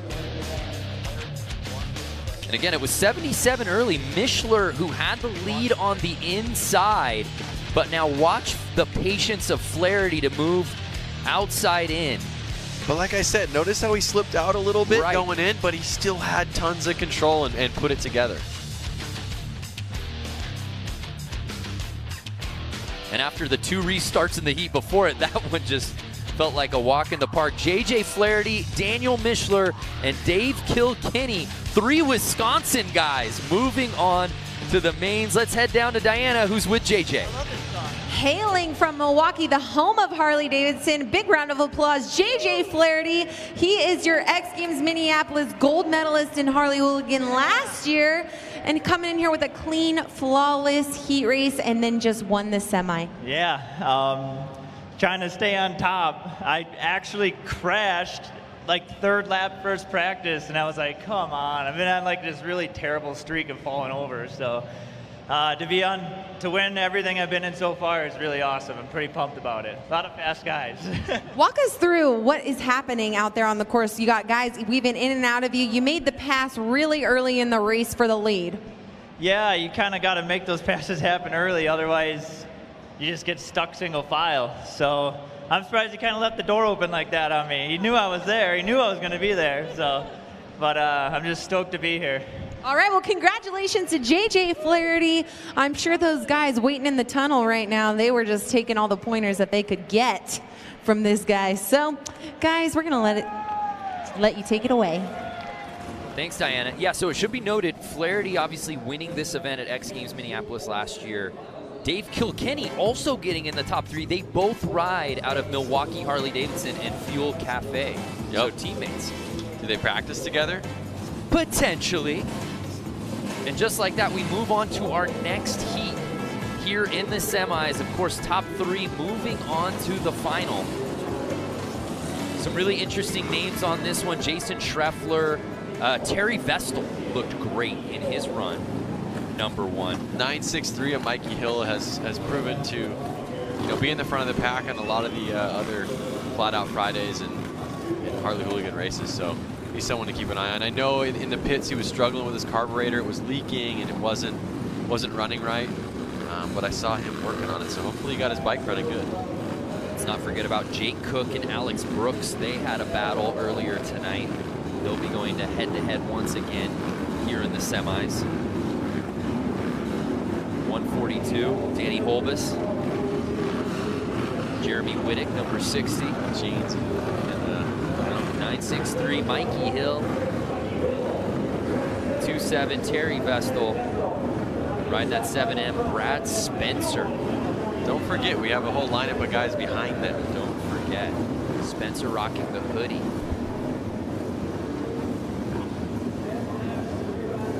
Let's not forget about 214 Frankie Garcia as well. This is a loaded field here.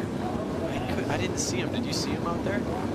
Looking for 214. He must be in the back. We've got him on the start list here.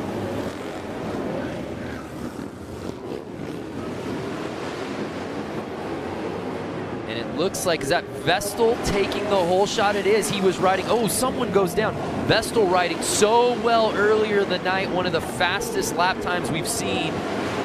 And he's got the top spot. With Brad Spencer, 7M, right behind him, chasing him down. He's already made a couple passes this race, so. Yeah, Spencer trying to get on the inside, and the red flag comes out. Yeah, somebody is down, grabbing at their leg. Hoping he's all right. So like I said, Frankie Garcia, I don't think he started. I didn't see him out there, and I talked to him earlier on in the race, and he told me all he needed to do was qualify and make it to X Games. Well, he did that, but we don't see him out there. Jeremy Whittick, number 60 plate, is the one who's down out of Twin Lakes, Wisconsin. Hoping he's all right. It's never fun when you hit the concrete going fast with a 600-pound motorcycle chasing you. And you know what I love about this particular heat? 53-year-old Terry Vestal was in the lead, and 56-year-old Brad Spencer was chasing him in the 2 spot. But let's take another look. Try to see if you can spot the crash. Look for that green flag 60 is out. plate. There you go. Oh, bent his ankle maybe.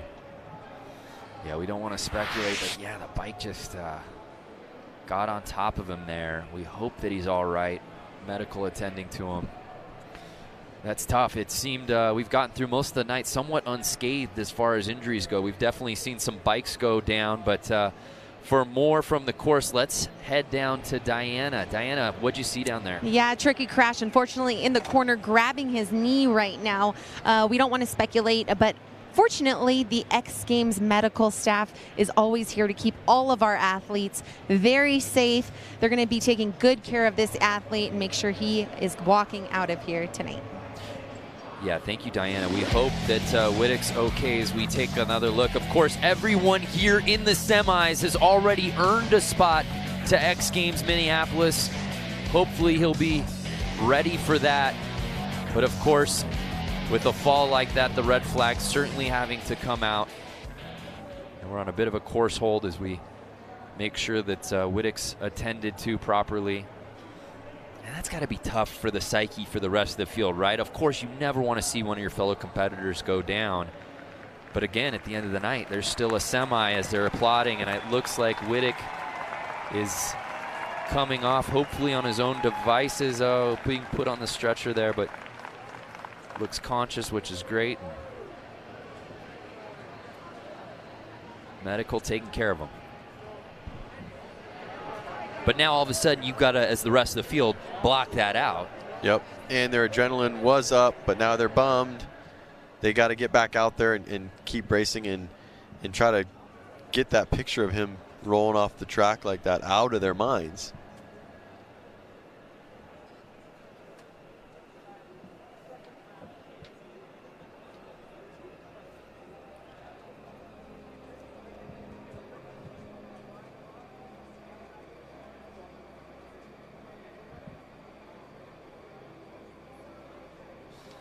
Well, as we wait for this semi to continue, let's head back down to Diana for an interview from the tunnel.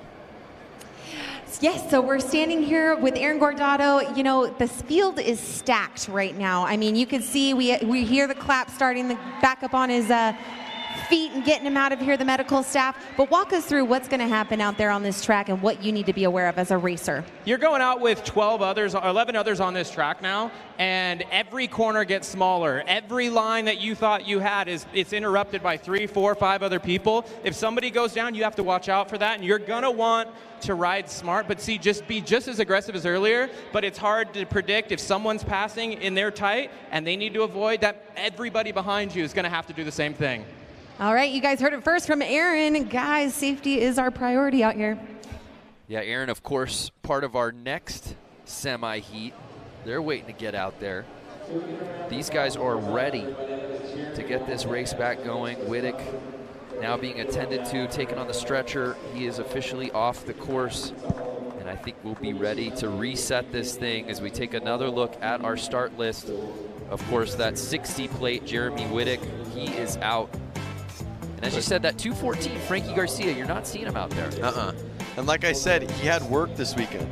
And he mentioned that all he wanted to do was make it to X Games. What you're saying is once he figured out and found out that he had earned the spot to X Games, that maybe he said, I got to bounce. He has to go to work. I got to go to work. He's like, I'm either in X Games Minneapolis or I'm not. Right.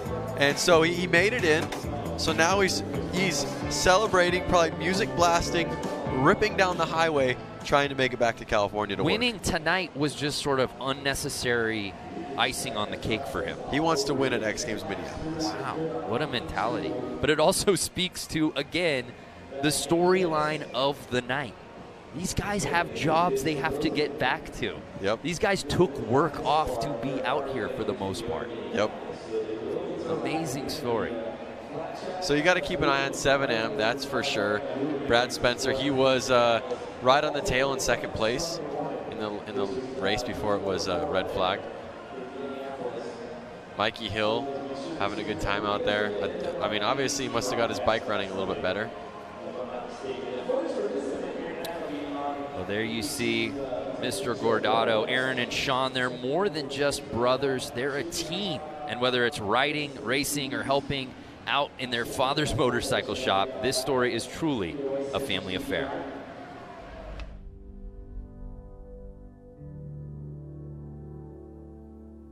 For us, I think it's unique in the fact that we can go to a race together, support one another, and if we're both on the front line, we're going to ride together.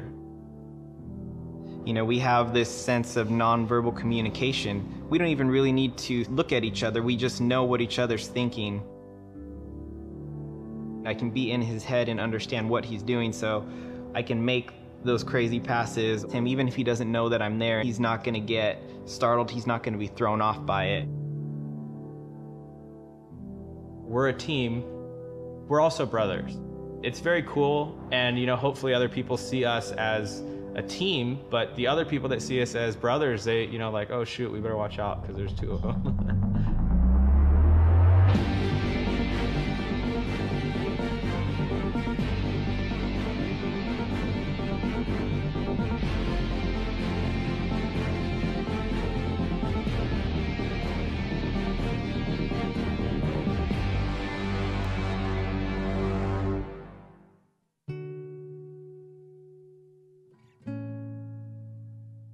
For me, my biggest inspiration would be my dad.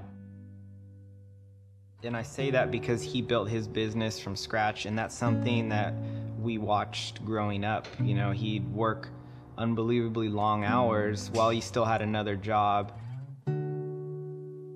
We watched our dad build his business, and although it is a different industry, the idea is the same. We're here building something and doing something that we love and genuinely are passionate about.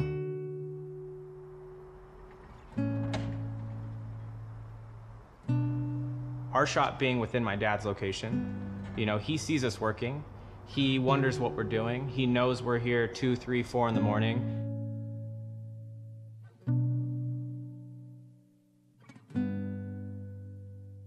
But I think this work is easier done having a brother here, having my dad here as a whole, and it makes the shop it's not the traditional shop at all.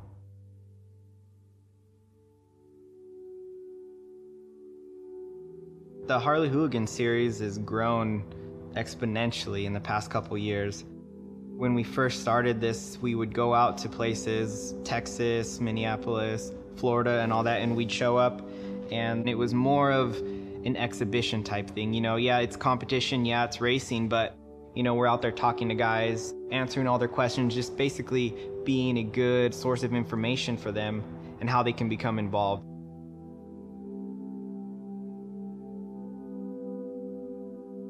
Going back to a place the following year and to see that not only have the fans grown, but the amount of people that are racing have grown. And I really do enjoy that, just watching the growth over the years and how much excitement that people get from it.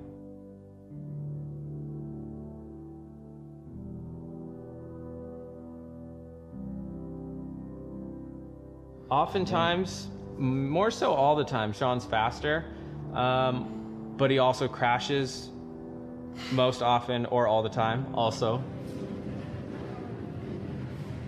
At most races, we'll talk back and forth, like, I beat you here, I beat you there, but it doesn't really matter. You know, we're both racing together. One of us goes down, we're the first to go stop. You know, I'll bail on a bike to get him back up, and he'll do the same for me. When we come together on the track as a team, both of us, especially being brothers, we have that connection, and we can almost use that to help one another.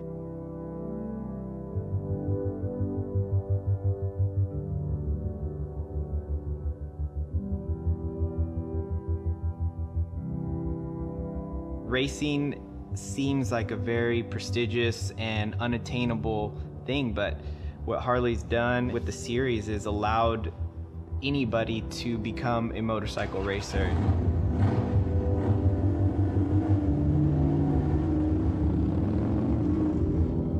For those of you out there that want to race, you know, there's plenty of races all year long, and you just see a date, see a time, and if I can't make it, you know, take one of our bikes. You can ride one of ours.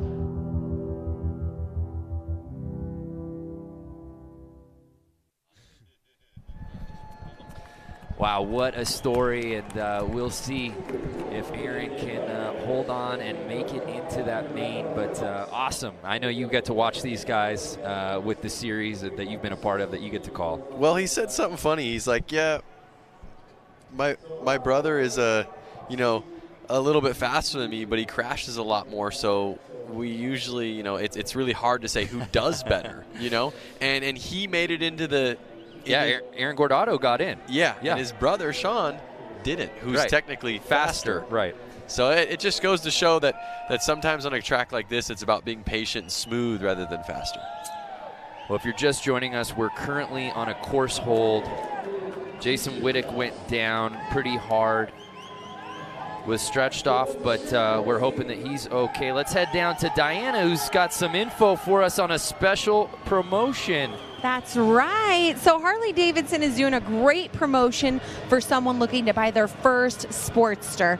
So you get your first Sportster, you're trying it out 9-10 months down the road. You're like, nah, I think I want to try out a different Sportster. No problem. We're going to go ahead and give you back your purchase price on a trade-in for a new Sportster. You guys have to check it out, h-d.com/freedom promise. Find out all your details there.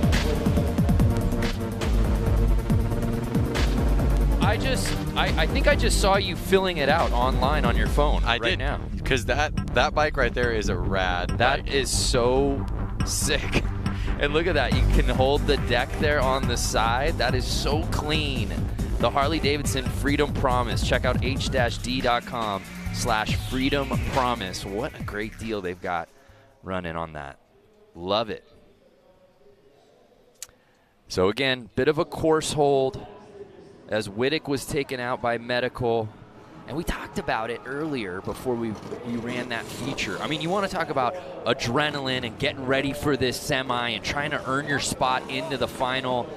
And then something happens and you go down and you wait for that restart. You know, these guys have been standing out there for gosh, 10, almost 15 minutes now. It's tough, but it's racing and it's fair. Every rider's waiting the same amount of time. Every rider's adrenaline's coming down the same. So it's not like one guy got had to wait. Right. So they're all going to start with the same circumstances. So it was Jeremy Wittick who went down. and it was Terry Vestal and Brad Spencer who were 1 and 2 prior to that. That's who you want to keep your eyes on. Brad Spencer in that 7M and Terry Vestal 27. They're the two 50-somethings in this field. Yep. Vestal at 53, Brad Spencer at 56 years old. Both the oldest guys in the class. The other numbers I see are in the 20s and 30s. I don't even see a 40-year-old in this class. It just jumps from 30s to 50s. Well, it looks like we're getting ready to reset this thing. Here you see Danny Holbus out of Milwaukee Harley. Anyone from Milwaukee Harley watching right now? Oh, you better believe it, especially when 2 of the 3 who qualified into the main from semis just a round ago. Yeah, that's true. We're out of Milwaukee Harley-Davidson. So here's another look at our lineup. Again, Wittick's name now omitted. He's gone, obviously, because of the injury. He's not there. And as we talked about before, Frankie Garcia, if you're just joining us, 214, he is not out there. He told Lance Corey before, I just want to get into X Games Minneapolis. If I qualify in, and if he got into the semis, you automatically qualify in. He did that. Now he's got to get back to work. Yeah, he's leaving. He'll have to take a little bit more time off of work to make it to X Games Minneapolis, though. Yeah, that's a little bit more of a commitment coming up in mid-July. So at this point, do they feel warmed up, ready? Is it cooling off? The adrenaline's worn off a little bit. How do you kind of reset yourself? You said nobody's got a particular advantage. I hear you there, but maybe just the group mentality as they move in after such a long course. I mean, they're definitely sitting there, you know, kind of curious, like how long is this going to take until we go? And their heart rate's down, their adrenaline's definitely down. They're excited, they want to race. There are people watching them, but as soon as the gate drops, it's going to go heart rate 200. 119, Craig Reynolds, the local boy out of Boise, Idaho, 21 years old. This event is so rich in storylines, perhaps none greater than the lone Boise native in this field trying to win it in front of his hometown crowd. Yeah, it's... So I've been told that part of the reason we're on that hold, we obviously got Wittick off the course, but they're waiting on an ambulance. So that is where the delay is coming in. And just a note, the Harley Hooligan Racing will be going down at X Games Minneapolis on July 22nd.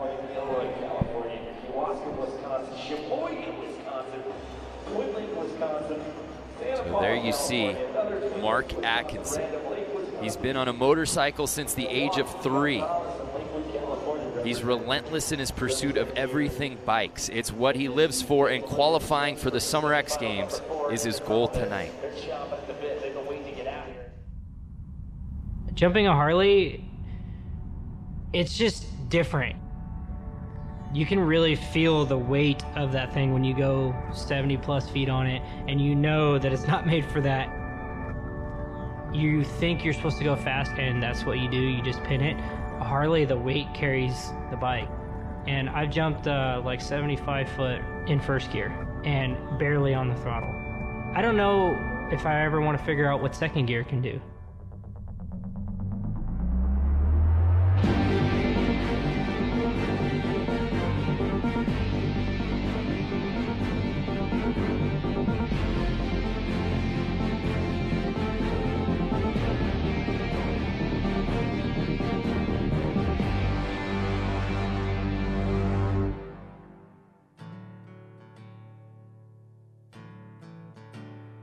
I got introduced to motorcycles when I was 3 years old. My dad got me a PW50. I actually have a Polaroid of the first day I ever rode. My dad took the Polaroid and then it says future motocross champion on it. From 4 years old till I was about 18, I raced like religiously with my dad. That's pretty much all we did.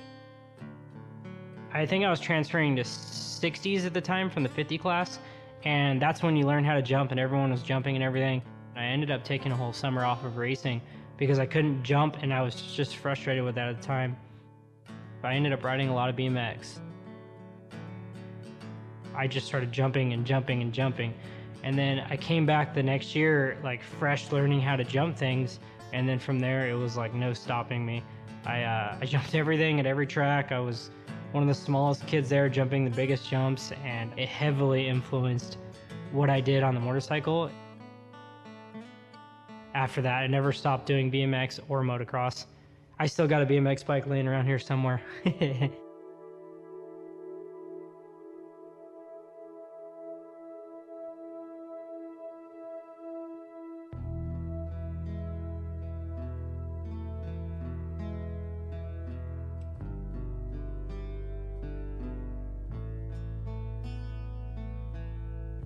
The whole Harley Hooligan movement was crazy. There was a few brands, Speed Merchant, Machine Co, and myself for Rusty Butcher.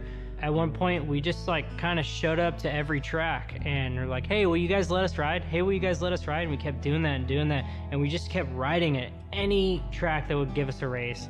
And we didn't have a name, we didn't have nothing at the time. We were just showing up to ride. And then out of nowhere, we got dubbed Hooligan.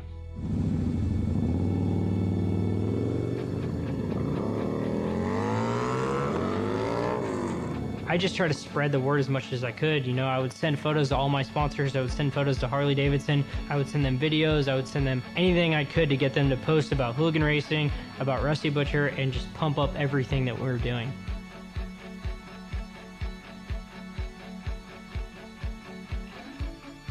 It's literally about just having fun with your friends. We want no money on the line. We just want it to be about like going out and have a good time. I always tell my riders, checkers, wreckers, do wheelies, burnouts, and give everyone a good show, you know? And that's what we're about.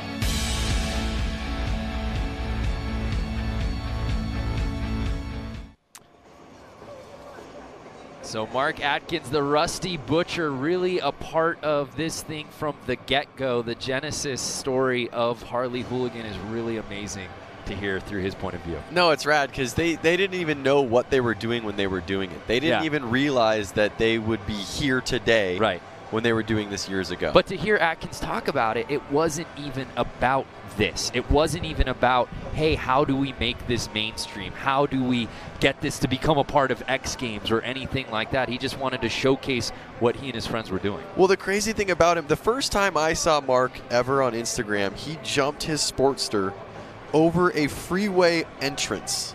So I know we've all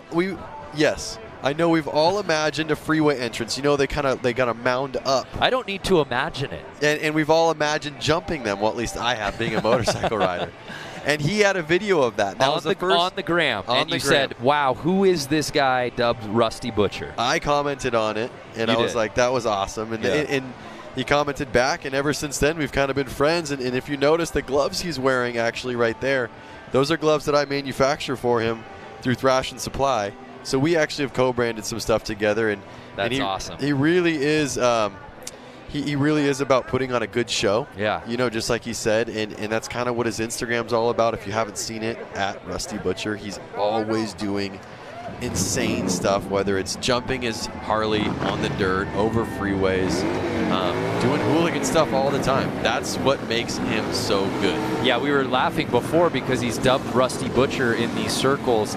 We were wondering if that was going to be the name we saw fonted out here, or we were going to see his legal name, of course, of Martin Atkins, but out of Corona, California. He needs to change his legal name to Rusty Butcher so his ID actually matches it. I totally agree. I'm going to start a GoFundMe. I think we're ready to restart this thing. Thank you so much to all of you who have stood by us and waited during this course hold. We're ready to make good on that. It's semifinals time. Who's moving on to the main? The top three will go on to the final. And it starts right now. And right out the gate, it looks like more of the same from what we saw earlier. Terry Vestal with that lead, and it's Spencer right behind him. It looks the same as it did the last race. Mikey Hill right there in third place. So Brad Spencer was trying to make the move on the inside, unsuccessful there. A slight tire tap. Terry Vestal keeping it. Oh, and Spencer takes the lead away from Vestal. Can Vestal get it back? This is going to be a good race. We're halfway through lap 5 of 10. Are we going to see any changes for the top 3? So Spencer waited, plotted his positioning. He takes the lead. Now you've got to wonder, does Vestal sit comfortably in second knowing that he'll be moving on to the main, or does he try to reclaim that top spot? What a battle between the two 50-somethings here in the semis. Over 100 years of experience out there. You're not wrong. Uh-oh, what's going on? I saw the checkered flag come out. Did it come out early? I'm not sure. It looked like we were starting lap number 9. So here you see again, Vestal getting the whole shot, and he had the lead through the first 3 laps, but we wondered, is Brad Spencer going to make his move? I mean, that start really was deja vu. They really came out the exact same. It was a carbon copy of what we saw before Wittig went down. And there you see Spencer not content with 2. A little love tap, and then he makes the move to the inside, and there was no looking back. Vestal might have had a second to try to reclaim it, couldn't do it, and he'll have to settle for second. And it looked like 142, Danny Holbus with that 3rd spot. Yep. Mikey Hill just missing it by 1. You saw him shaking his head as he went through the checkered flag. Well, let's head down to Diana Dahlgren. Brad Spencer bringing in the win for semi-round number 3. How was that out there? Tell us what the perspective was like out there on the course. It was tough. I mean, Jason Terry, I had to really work that man, try to set him up, and yeah, and then everything worked mine in favor. Let's talk about the race before the red flag happened. Where were you? Did you see the crash happen? Yes, I did. I seen the crash, and then I was hoping it didn't get red flagged, and it did, and so here we are. How do you maneuver yourself around a course once there's crashes? You're always looking ahead, and you're trying to avoid them the best way you can, because indoors, there's a lot of luck that goes on. You know. All right, well, congratulations. Moving on to the main event, Brad Spencer. Congratulations, Brando, Lance, Bass, back to you. She had to throw in. Lance Bass, by the way, if you're going to rip on him.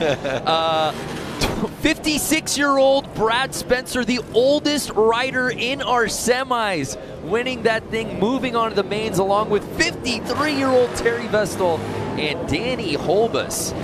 I hope I have the energy like them when I'm in my 50s. What a run. What a matchup to see Spencer come from behind to take that top spot, but both he, Vestal, and Holbus will be moving on to the mains. And who will be joining them? It's our final semi of the night. Rusty Butcher right off the top, number 22. Mark Atkins leading this group.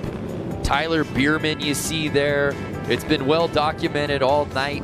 His dad was racing so well. Yep. He's not moving on, but potentially Tyler can get into the main. Of course, top 3 will be moving on. There you see 44X Dan Jacobson, our buddy who helped build US Bank Stadium, the Minnesota kid, will get to ride at X Games Minneapolis. If you're just joining us, everyone you're seeing out here has already earned a spot to X Games next month. Now at stake, a spot in the main. Top 3 will be moving on.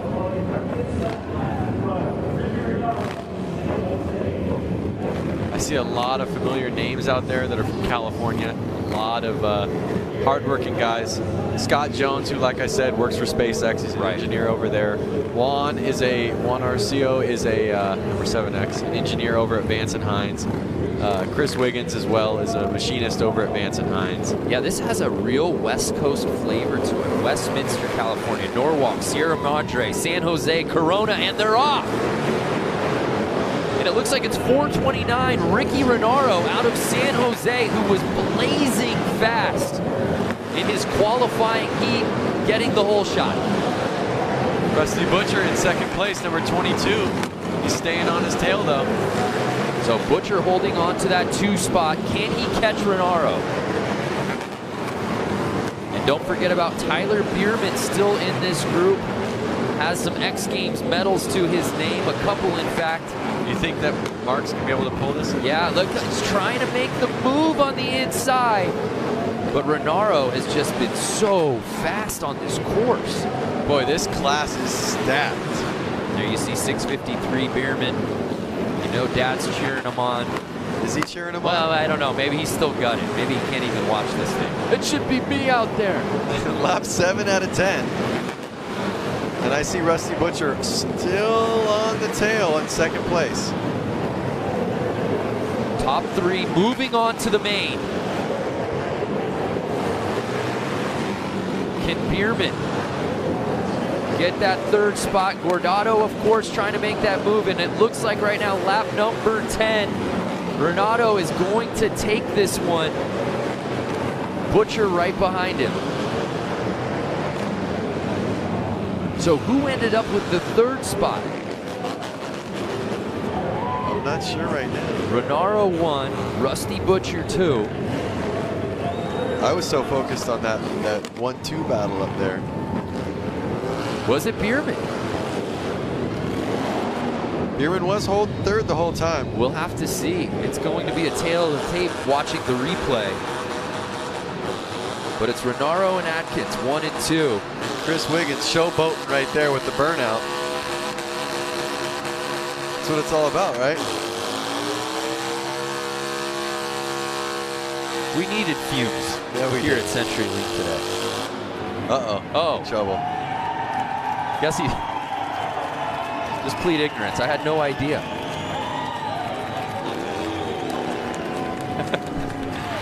Oh, I can't burn out. Oh, I see. Okay. So take another look. Now, Atkins looked like early on was going to grab the lead on the outside, but Renaro just too much on the inside, and there was no looking back. And then you see Bierman in that 3rd spot. Partner, I think he might have held on to it. Oh, but you saw 30X there. Of Nick Leonetti. Leonetti out of Petaluma was trying to make his move. So Tyler Bierman's going to the main event, X Games medalist. So the final results there, Ricky Renaro, Mark Atkins, Rusty Butcher, and Tyler Bierman. Bierman, who was on the outside looking in, had to get into the LCQ, is now moving on to the main. And again, I can't keep rehashing this. Father Randy not moving on. So there they are. There they are, sweeping up all the burnt rubber on the course. And like I said, they got to get all the debris off. All that debris makes it very slippery. Well, at least Leonetti picked a good time because we were done with all of our semis as we move on to the main. So there's the lineup. And Brando, who is your pick? Oh, my goodness. I mean, this is just... There's so many talented riders here right off the top. Benny Carlson has looked so good. JJ Flaherty, of course, our defending gold medalist. But the progression of motorcycle riding in the Midwest, let's check in on Benny Carlson.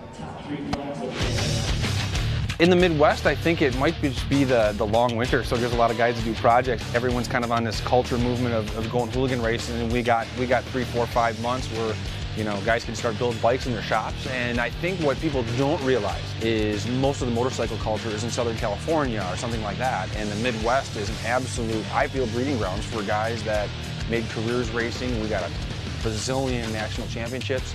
And that's why a lot of guys from the Midwest are coming and traveling to Boise to try and make it X Games. Hands down, there's going to be some guys that are going to have some hurt feelings by the end of this deal. You know, we're going for, you know, it's going to be fun, obviously, but the main thing is there's going to be some bumping and banging from especially the guys out of the Midwest. You know, old race guys. We're going to be going for it. We're gonna be going for it. Benny Carlson, who has looked so good on this course all night long, but again, the most stacked lineup of the night. We've saved our best for last here for this crowd at CenturyLink. I cannot wait to get this final going. And you heard him right there. He said there are going to be some hurt feelings by the end of this night. So he's taking today serious.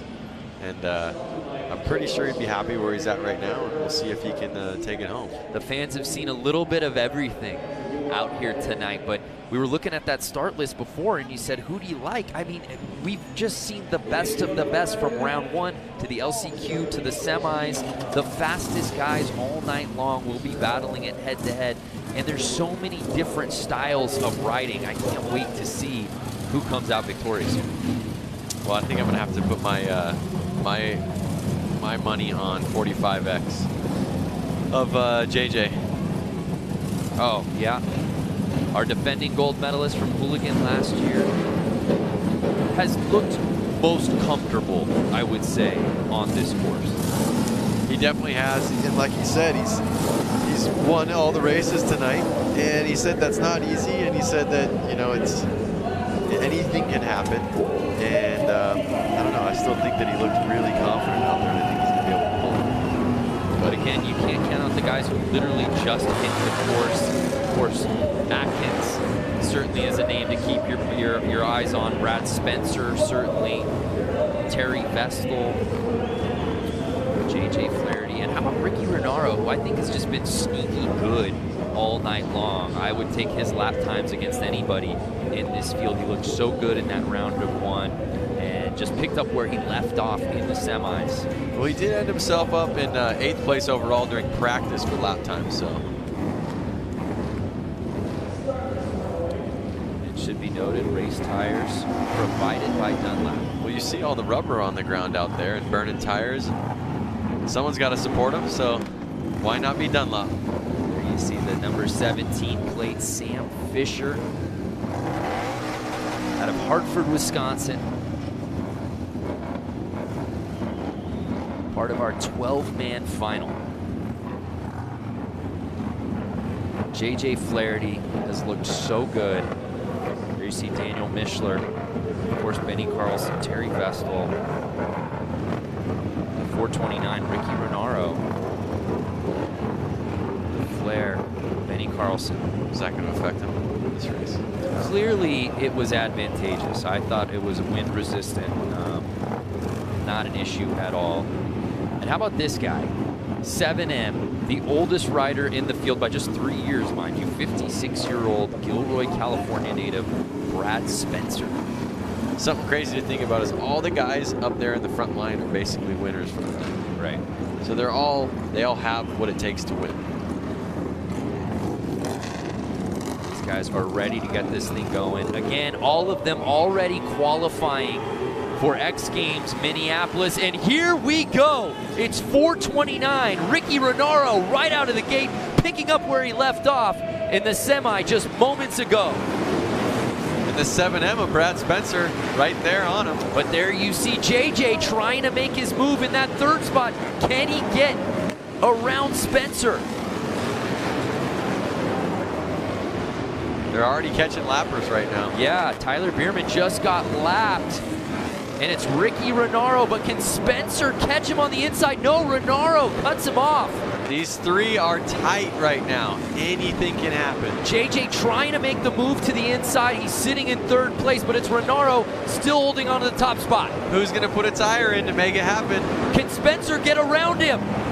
And it looks like he does. On lap 6, Spencer takes the lead. The oldest and wisest rider out there. 56-year-old Brad Spencer. And now JJ jumps into second place. 2 laps to go. Can he catch Spencer? Is Brad Spencer going to hold on to it?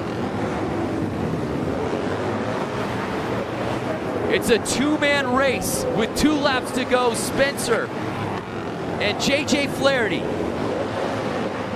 So we have the last year's X Games winner for Hooligan in second place, and 7M Brad Spencer in first. Uh-oh, look at him. He won. And that's it. Brad Spencer, 56 years old, the oldest competitor out here tonight, wins Harley Racing Hooligan here at the X Games Qualifier. Wow. That is inspiring. Brad Spencer, who was sitting in second place early, made his move midway through, and then there was no looking back. That pass was clean.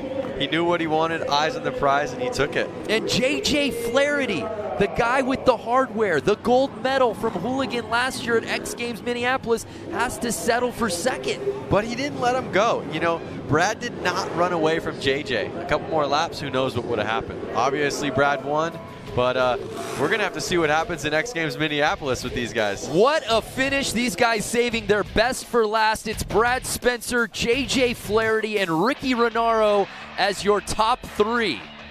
Let's head down to Diana Dahlgren, who's with Brad Spencer. Brad Spencer, you've just shown these 20-year-old who's boss on this track down here, making the pass for first. You are the winner of qualifying. Congratulations. Thank you very much, and I really got to thank the people that got me here. I'd like to thank S&S Cycles, Banky Performance, WRB Construction, Jason and Hans Suspension, Oakley, Bell. I mean, without those people, I wouldn't be here. What was the strategy for tonight's racing?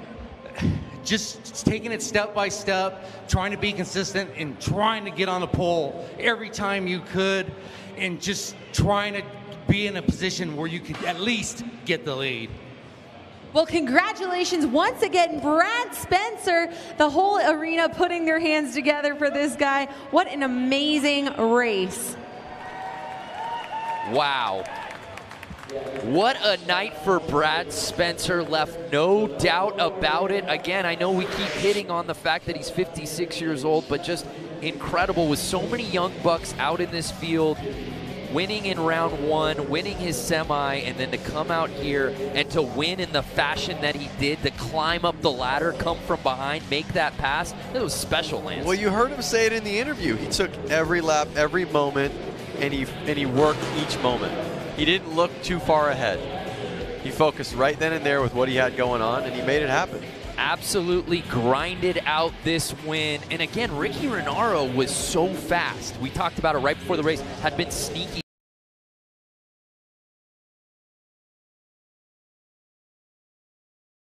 Got to be eating at him to know that he had the lead halfway through the race and wasn't able to complete it. But what a night for racing for all of hooligans worldwide, making it out here tonight in Boise, Idaho. It's Brad Spencer coming out the victor.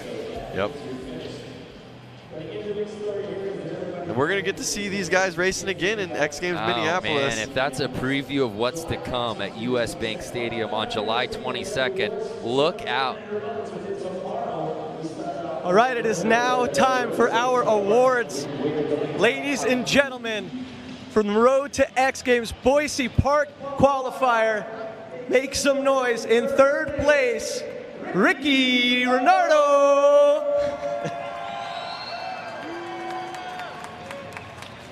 And 2nd place, Boise Get Loud, JJ Flaherty.